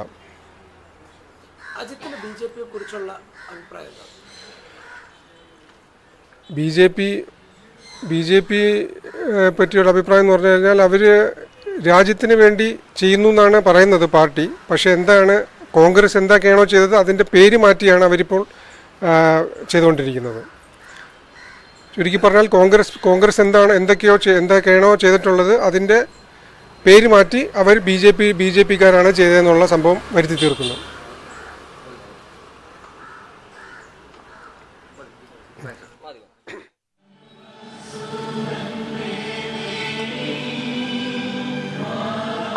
നമ്മൾ പ്രഭാത കേരളത്തിന്റെ തുടക്കത്തിൽ തന്നെ പറഞ്ഞിരുന്നു, ഇന്നത്തെ പ്രധാന വാർത്തകളിൽ ഒന്ന് അനിൽ ആന്റണിയുടെ BJP പ്രവേശനം ആണ് എന്ന്. ഒരുപക്ഷെ രാഷ്ട്രീയ നേതാക്കളിൽ നിന്നൊക്കെയുള്ള കൂടുതൽ പ്രതികരണങ്ങൾ വരും മണിക്കൂറുകളിൽ ഉണ്ടാകാം. ചിലപ്പോൾ അവർ മുഖം തിരിഞ്ഞു പോകാനുള്ള സാധ്യതയുമുണ്ട്. ഇന്നലെയും നമ്മളത് റിപ്പോർട്ട് ചെയ്തു. ആരാണ് അനിൽ ആന്റണി എന്നുള്ള ചോദ്യം ചോദിച്ചേക്കാം എന്നത്. പ്രത്യേകിച്ച് കോൺഗ്രസ് പ്രവർത്തകരുടെ ചോദ്യം അതായിരിക്കും. കാരണം സംഘടനാ തലത്തിൽ വലിയ പദവികൾ അലങ്കരിച്ചിരുന്ന ആളല്ല. പ്രവർത്തകർക്കിടയിൽ അത്ര ജനകീയൻ എന്നൊന്നും പറയാൻ സാധിക്കില്ല. ഇപ്പോൾ അനിൽ ആന്റണിയുടെ സഹോദരൻ അജിത് ആന്റണിയാണ് പ്രതികരിച്ചത്. അദ്ദേഹം എന്തായാലും നിരാശനാണ് എന്നാണ് നമുക്ക്. അത് മാത്രമല്ല, ഇന്നലെ അജിത് ആന്റണിയുടെ പിറന്നാളായിരുന്നു. അപ്പൊ തന്റെ ജന്മദിനം പോലും സഹോദരന്റെ ഈ ഒരു BJP പ്രവേശനവുമായി ബന്ധപ്പെട്ട് മാറ്റിവെച്ചൊരു സാഹചര്യമൊക്കെ വാർത്തയിൽ നിറഞ്ഞിരുന്നു. ഇപ്പോഴും അദ്ദേഹം പറയുകയുണ്ടായി തെറ്റ് തിരുത്തി തിരിച്ചു വരാനുള്ള സാധ്യതയുണ്ട്. അത് മാത്രമല്ല, ഇന്നലെ അജിത് ആന്റണി മാധ്യമങ്ങൾ ഫേസ്ബുക്കിൽ അച്ഛനൊപ്പമാണ് എന്നുള്ള കുറിപ്പൊക്കെ പങ്കുവെച്ചിരുന്നു. ജയ് ഹിന്ദ് എന്ന ഒറ്റ വരിയോടുകൂടി. ഇത് മാത്രമല്ല, ഞാൻ ഇനി അച്ഛനൊപ്പം താൻ എന്ന് പ്രഖ്യാപിക്കുന്ന ഒരു ഫേസ്ബുക്ക് പോസ്റ്റ് ഒക്കെ ഇന്നലെ അജിത്ത് ഇട്ടിരുന്നു. അതിന്റെ ഒരു പ്രതികരണമാണ് ഇന്ന് കണ്ടതെന്നാണ് മനസ്സിലാക്കുന്നത്. ഭവ്യ, ഈ രസകരമാകുന്ന കാര്യം, ഈ കോൺഗ്രസ് നേതാക്കളിൽ പലരും ചോദിക്കുന്നുണ്ട്, ഈ BJPയിലേക്ക് എത്തിയാൽ എന്താണ് അവസ്ഥ? നിങ്ങൾ ടോം അടക്കനെ കണ്ടില്ലേ, അൽഫോൺസ് കണ്ണന്താനത്തെ കണ്ടില്ലേ എന്നൊക്കെയുള്ള ചോദ്യമാണ്. അത് അങ്ങേറ്റം രസകരമായാണ് എനിക്ക് തോന്നുന്നത്. എല്ലാവർക്കും അങ്ങനെ തോന്നണമെന്നില്ല. കാരണം ഈ രാഷ്ട്രീയ പ്രവർത്തനം എന്ന് പറയുന്നത് ഒരു ഓഫീസ് ജോലിയൊന്നുമല്ല. അൽഫോൺസ് കണ്ണന്താനം അദ്ദേഹം MP ആയിരുന്നു. ആ MP ആയിരിക്കുമ്പോഴാണ് അൽഫോൺസ് കണ്ണന്താനം പ്രവർത്തിക്കേണ്ടത്. അതിനുള്ള അവസരമാണ് ഒരു പൊളിറ്റിക്കൽ പാർട്ടി, അത് കോൺഗ്രസ് ആയാലും BJP ആയാലും CPM ആയാലും ഒക്കെ നൽകേണ്ടത്. ആ പദവിയിൽ ഇരുന്നു കൊണ്ട് ജനങ്ങൾക്കിടയിലേക്ക് ഇറങ്ങിച്ചെന്നാൽ മാത്രമേ നേതാവായി മാറുകയുള്ളൂ. ഇപ്പോൾ ടോം അടക്കൻ കോൺഗ്രസിലായിരിക്കുമ്പോഴും അവസ്ഥയിൽ വലിയ മാറ്റമൊന്നുമില്ല. ടോം അടക്കൻ കോൺഗ്രസിൽ നിന്ന് BJPയിൽ എത്തിയപ്പോൾ എന്തായി എന്നാണ് കോൺഗ്രസ് പ്രവർത്തകർ ചോദിക്കുന്നത്. ടോം അടക്കൻ കോൺഗ്രസിലായിരുന്നപ്പോൾ എന്തായിരുന്നു സാഹചര്യം? അദ്ദേഹം അത്ര ജനകീയനായിരുന്നു, അല്ലെങ്കിൽ ആളുകൾക്ക് അറിയാവുന്ന ഒരു നേതാവായിരുന്നു. അപ്പോൾ സ്വാഭാവികമായും അനിൽ ആന്റണി ഇപ്പോൾ ഒരു അവസരം ലഭിക്കുന്നു. അനിൽ ആന്റണി BJPയിലേക്ക് എത്തുന്നു. BJPയിലേക്ക് എത്തുമ്പോൾ 2024 തെരഞ്ഞെടുപ്പ് നടക്കുന്നു. അവിടെ BJPയെ സംബന്ധിച്ചിടത്തോളം ഏറ്റവും ശ്രദ്ധേയമായി കാണേണ്ടത് അവർ സോഷ്യൽ മീഡിയ പ്ലാറ്റ്ഫോമുകളെ നന്നായി ഉപയോഗിക്കുന്നവരാണ്. ഈ ആളുകളുടെ ട്രെൻഡ് എങ്ങനെ മാറുന്നു, യുവാക്കളുടെ ട്രെൻഡ് എന്ത്, ഇതൊക്കെ അറിഞ്ഞുകൊണ്ട് അങ്ങനെയൊരു പ്ലാറ്റ്ഫോം സൃഷ്ടിച്ചെടുക്കുന്നവരാണ്. ഇതേ ജോലി തന്നെയാണ് കോൺഗ്രസിൽ AICCയിലും KPCCയുടെയും ഒക്കെ ഡിജിറ്റൽ മീഡിയ ഹാൻഡിൽ ചെയ്തിരുന്ന ആളാണ് അനിൽ. അനിലിനെ സംബന്ധിച്ചിടത്തോളം മറ്റൊരു പ്ലാറ്റ്ഫോം ലഭിക്കുകയാണ്. അവിടെ അദ്ദേഹം ശോഭിക്കുമോ എന്നുള്ളത് അനിലിന്റെ ഒരു കഴിവും പ്രാപ്തിയും ഒക്കെ അനുസരിച്ചിരിക്കും. അതെ, എന്തായാലും നമുക്ക് ഇനിയും പ്രതികരണങ്ങൾ പ്രതീക്ഷിക്കേണ്ട ഒരു ദിനം തന്നെയാണ്. കാരണം AK ആന്റണിയുടെ മകനാണ് അനിൽ ആന്റണി എന്നത് വളരെ ദേശീയ മാധ്യമങ്ങൾ അടക്കം തലക്കെട്ടാക്കിയത് അതാണ്. AK ആന്റണിയുടെ മകൻ BJPയിലേക്ക്. അതെ, നമുക്ക് കൂടുതൽ വാർത്തകളും വിശദാംശങ്ങളും പത്രവാർത്തകളും ഒക്കെയായി തിരികെ എത്താം ഇടവേളയ്ക്ക് ശേഷം. പ്രഭാത കേരളം അങ്ങനെ തുടരുകയാണ്. ഒരുപാട് വാർത്തകളും വിശേഷങ്ങളുമായി അങ്ങനെ മുന്നോട്ട് പോവുകയാണ്. നമുക്കിനി ഏത് വാർത്തയിലേക്കാണ് ഗപ്പി പോകേണ്ടത്? ഇനി നമ്മൾ സൂചിപ്പിച്ച ഒരു വാർത്ത അരിക്കൊമ്പനുമായി ബന്ധപ്പെട്ട വിഷയമാണ്. അരിക്കൊമ്പനെ ചിന്നക്കനാലിൽ നിന്ന്, ഭവ്യയുടെ ഭാഷയിൽ പറഞ്ഞ ട്രാൻസ്ഫർ ആണ്, പക്ഷേ അങ്ങനെ മാറ്റാൻ ഉള്ള നീക്കത്തിനെതിരെ വലിയ പ്രതിഷേധം ആണ് നടക്കുന്നത്. നേരത്തെ തന്നെ പ്രതിഷേധം ആരംഭിച്ചതാണ്. കഴിഞ്ഞ ദിവസം CPMന്റെ നേതൃത്വത്തിൽ DFO ഓഫീസിലേക്ക് പ്രതിഷേധം നടന്നിരുന്നു. നെന്മാറ MLA K ബാബുവിന്റെ നേതൃത്വത്തിൽ യോഗം നടക്കുന്നുണ്ട്. ഒരു സർവകക്ഷി യോഗം എന്ന് തന്നെ നമുക്ക് അതിനെ പറയാം. പ്രസാദ് ഉടുമ്പശ്ശേരിയാണ് ചേരുന്നത്. പ്രസാദ്, അരിക്കൊമ്പനെ ഒരു കാരണവശാലും എത്തിക്കാൻ അനുവദിക്കില്ല എന്നുള്ളതാണല്ലോ നാട്ടുകാരുടെ വികാരം. അതിനെ എങ്ങനെ പ്രതിഷേധത്തിന്റെ സ്വരം കടുപ്പിക്കുക എന്നുള്ളതാണ് നീക്കം.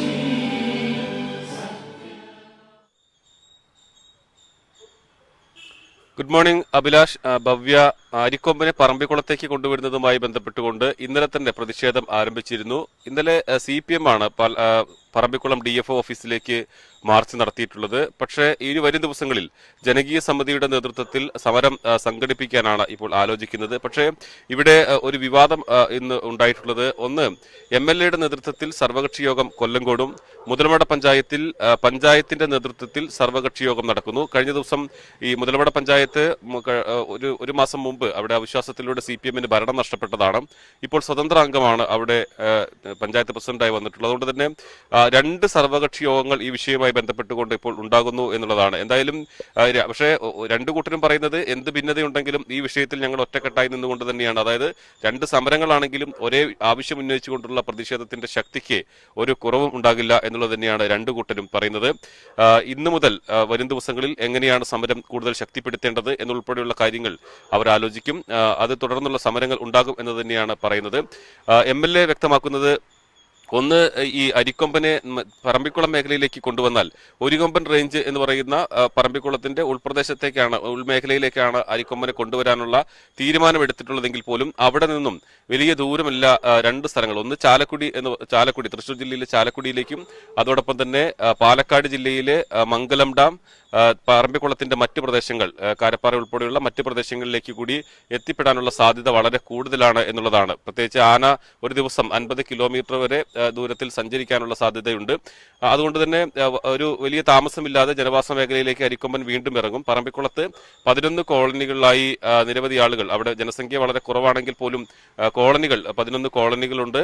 ആ കോളനിയിലുള്ള ആളുകളെ സംബന്ധിച്ചിടത്തോളം വലിയ ബുദ്ധിമുട്ടുകൾ നേരും. പലപ്പോഴും അവിടെയുള്ള ആളുകൾ വനവിഭവത്തെ ആശ്രയിച്ചാണ് ജീവിക്കുന്നത്. കാട്ടിലേക്ക് ഇത്രയും ആക്രമണ സ്വഭാവമുള്ള ഒരു കാട്ടാനയെ വീണ്ടും ആ മേഖലയിലേക്ക് വിടുമ്പോൾ അവരെ സംബന്ധിച്ചിടത്തോളം അവരുടെ ജീവനും സ്വത്തിനും സംരക്ഷണം നൽകേണ്ടതുണ്ട്. അതുകൊണ്ട് തന്നെ ഈ തീരുമാനം പൂർണ്ണമായും പിൻവലിക്കണം എന്നുള്ളതാണ് MLA ഉൾപ്പെടെയുള്ളവർ ആവശ്യപ്പെടുന്നത്.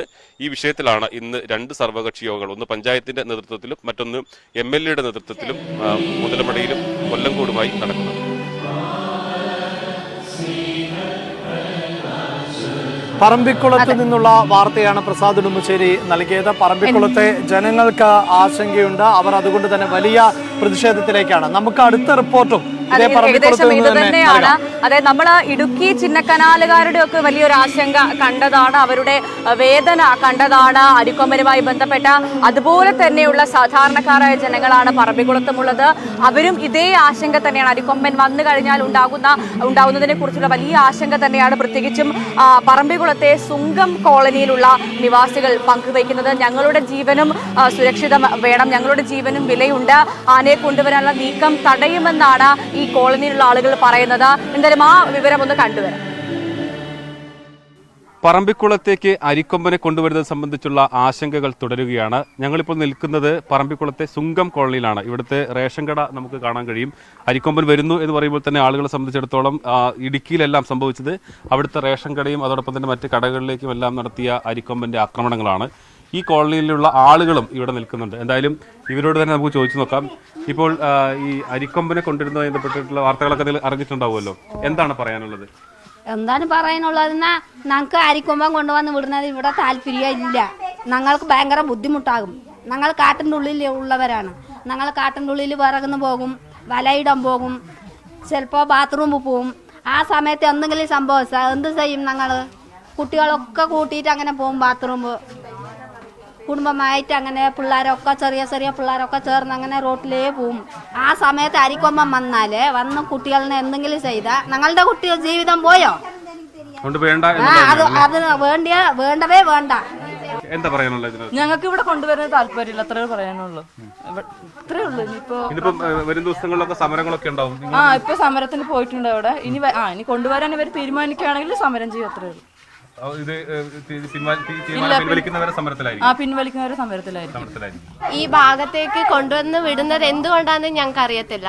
പക്ഷേ അരിക്കൊമ്പനെ കൊണ്ടുവന്ന് വിടുന്നത് ഇവിടെ ആർക്കും താല്പര്യമില്ല. കാരണം റോഡിന്റെ പരിസരത്ത് കുറെ വീടുകളുണ്ട്, തെരുവിളക്കൊന്നും ഇവിടെ ഇല്ല. അപ്പോൾ പെട്ടെന്ന് കൊണ്ടുവന്ന് വിടുന്ന സാഹചര്യത്തിൽ ആന കയറി പിടിച്ച് വീടുകളുടെയോ മറ്റു പിള്ളേരുടെയോ എന്തെങ്കിലുമൊക്കെ ചെയ്യുക പറഞ്ഞാൽ വളരെ ബുദ്ധിമുട്ടുന്ന ഒരു കാര്യം തന്നെയാണ്. അപ്പോൾ അതുകൊണ്ട് ഞങ്ങൾക്ക് ഒട്ടും താല്പര്യമില്ല. ഇതിന് കൂടുതലായിട്ട് ഈ അരിക്കൊമ്പനെ ഇവിടെ കൊണ്ടുവന്ന് വിടുക പറഞ്ഞാൽ ഞങ്ങൾ ഒടുക്കത്തെ സമരത്തിലായിരിക്കും.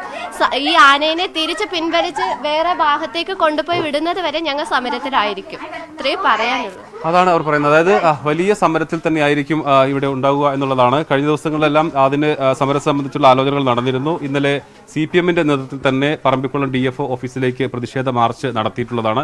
വരും ദിവസങ്ങളിൽ ജനകീയ സമിതി തന്നെയായിരിക്കും ഈ സമരത്തിന് നേതൃത്വം നൽകുക എന്നുള്ളതാണ് വ്യക്തമാക്കിയിട്ടുള്ളത്. എന്തായാലും ഈ തീരുമാനത്തിൽ നിന്നും പിന്മാറുന്നത് വരെ സമരത്തിലേക്ക് പോകാനാണ് പറമ്പിക്കുളം നിവാസികളുടെ തീരുമാനം. പറമ്പിക്കുളത്ത് നിന്നും ക്യാമറാമാൻ പ്രജിത് കൊങ്ങാടിനോടൊപ്പം പ്രസാദ് ഉടുമ്പശ്ശേരി, ന്യൂസ് 18. എന്തായാലും ഇങ്ങനെ ആനക്കല്ലുകളുടെ ഒരു വാർത്തകളൊക്കെ നമ്മൾ കഴിഞ്ഞ കുറച്ച് ദിവസങ്ങളായി കണ്ടുകൊണ്ടിരിക്കുകയാണ്. പ്രത്യേകിച്ചും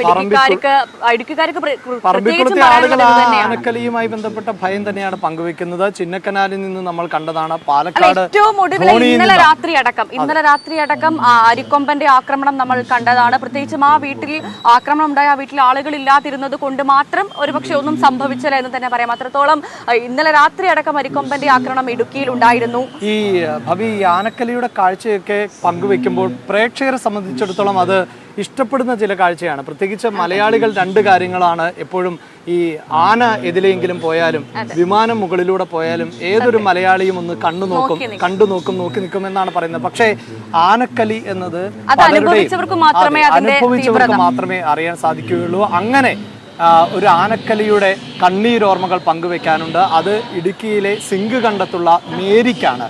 മേരിയുടെ മകൻ സുനിൽ 6 വർഷങ്ങൾക്ക് മുമ്പാണ് ഒരു ആനക്കലിയിൽ കൊല്ലപ്പെട്ടത്. ഇപ്പോഴും ആ കണ്ണീരോർമ്മയിലാണ് മേരി.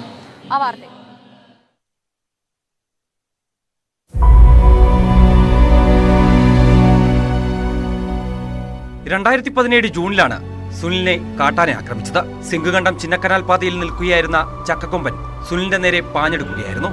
വീട്ടുമുറ്റത്ത് നിൽക്കുകയായിരുന്ന മേരി മകനോട് ഓടിവരാൻ പറഞ്ഞെങ്കിലും കഴിഞ്ഞില്ല. വീട്ടിലേക്കുള്ള വഴിയിൽ വെച്ച് ആന സുനിലിനെ ആക്രമിച്ചു. കലിയടങ്ങി ചക്കക്കൊമ്പൻ മടങ്ങിയ ഉടനെ സുനിലിനെ ആശുപത്രിയിൽ എത്തിച്ചു. 8 ദിവസം കോട്ടയം മെഡിക്കൽ കോളേജിൽ വിദഗ്ധ ചികിത്സ നൽകിയെങ്കിലും ജൂൺ 9 മരിച്ചു. തിരിച്ചു കയറി വന്നിട്ട് അവിടെ ചെമ്പരത്തി ചെന്നു. അത് തള്ളി അവൻ്റെ മേത്തേക്ക് ഇട്ടപ്പോൾ അവൻ വീണു. അപ്പം ഞാനും ആ മരത്തിൻ്റെ കൂടെ നിൽക്കുക. അവനോട് കയറി വാടാന്ന് പറഞ്ഞു. കൊച്ചു കയറി വന്നില്ല. അവൻ്റെ മേത്തേക്ക് ചെമ്പരത്തി തള്ളിയിട്ട് കൊച്ചു വീണപ്പോഴേ കാലിന് തട്ടി കഴിഞ്ഞപ്പോഴേ ഞങ്ങൾ ഓടിച്ചെന്ന് എടുത്തു. എന്നാലും അമ്മയെന്നൊന്ന് വിളിച്ചു. ഞങ്ങൾ കോട്ടയം കൊണ്ടുപോയി. 8 ദിവസം കിടന്നു കോട്ടയത്ത്. 8ാം ദിവസം ICU കിടന്നപ്പോൾ എന്നോട് പറഞ്ഞു, എൻ്റെ കുഞ്ഞുങ്ങളെ പേരുവഴിയാക്കരുത് എന്ന് പറഞ്ഞ് മരിക്കുകയും ചെയ്തു. കാട്ടാനക്കലി അനാഥമാക്കിയത് പിച്ചവെച്ച് തുടങ്ങിയ 2 കുരുന്നുകളുടെ ജീവിതം കൂടിയാണ്. അച്ഛൻ നഷ്ടമായ മണ്ണ് പേടി സ്വപ്നമായതിനാൽ ഇവർ തൊടുപുഴയിലെ അമ്മ വീട്ടിലാണ് ഇപ്പോൾ കഴിയുന്നത്. മകന്റെ ജീവൻ പിടഞ്ഞ വീട്ടിൽ മൂകസാക്ഷിയായി തോരാക്കണ്ണീരുമായി അമ്മ മേരി കഴിയുന്നു. സുനിലും ബാബുവും പാട്ടിയമ്മയും അടക്കം എത്ര പേരുടെ ജീവനാണ് സിംഗഘട്ടത്തും 301-ലും മൂലത്തറയിലുമൊക്കെയായി കാട്ടാനക്കലിയിൽ പൊലിഞ്ഞുപോയത്. ഇവിടെ വെച്ചാണ് 6 വർഷങ്ങൾക്ക് മുൻപ് സുനിൽ കൊല്ലപ്പെട്ടത്.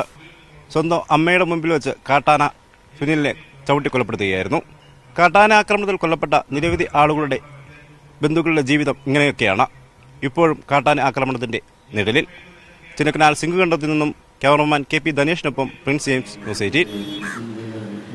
KP, നമുക്കിനി പത്രങ്ങളുടെ വിശേഷങ്ങളിലേക്ക് പോവേണ്ടതുണ്ട്. പങ്കുവെക്കുന്ന ഒരു സമയം അല്പം അതിക്രമിച്ചിട്ടുണ്ട്. പത്രങ്ങൾ വായിക്കുന്നവരെ സംബന്ധിച്ചിടത്തോളം അവരൊക്കെ പത്രം വായിച്ചിട്ടുണ്ടാകും ഇപ്പോൾ തന്നെ. പക്ഷേ ഡിജിറ്റൽ കാലഘട്ടമാണ്. എല്ലാവരും പത്രമൊന്നും വായിക്കുന്നവരല്ല. അതുകൊണ്ട് തന്നെ പത്രങ്ങളിലെ വാർത്തകൾ എന്ത് എന്നതൊരു ക്യാപ്സൂൾ പരുവത്തിലാണ് നമ്മൾ പ്രേക്ഷകരിലേക്ക് എത്തിക്കാറുള്ളത്. ഇന്ന് പത്രമീറ്റിനുമായി രഞ്ജിനി ചേരുന്നുണ്ട്. Ranjini, good morning. എന്തൊക്കെയാണ് ഇന്നത്തെ പത്രത്തിലെ വാർത്തകൾ, പത്രത്തിലെ വിശേഷങ്ങൾ?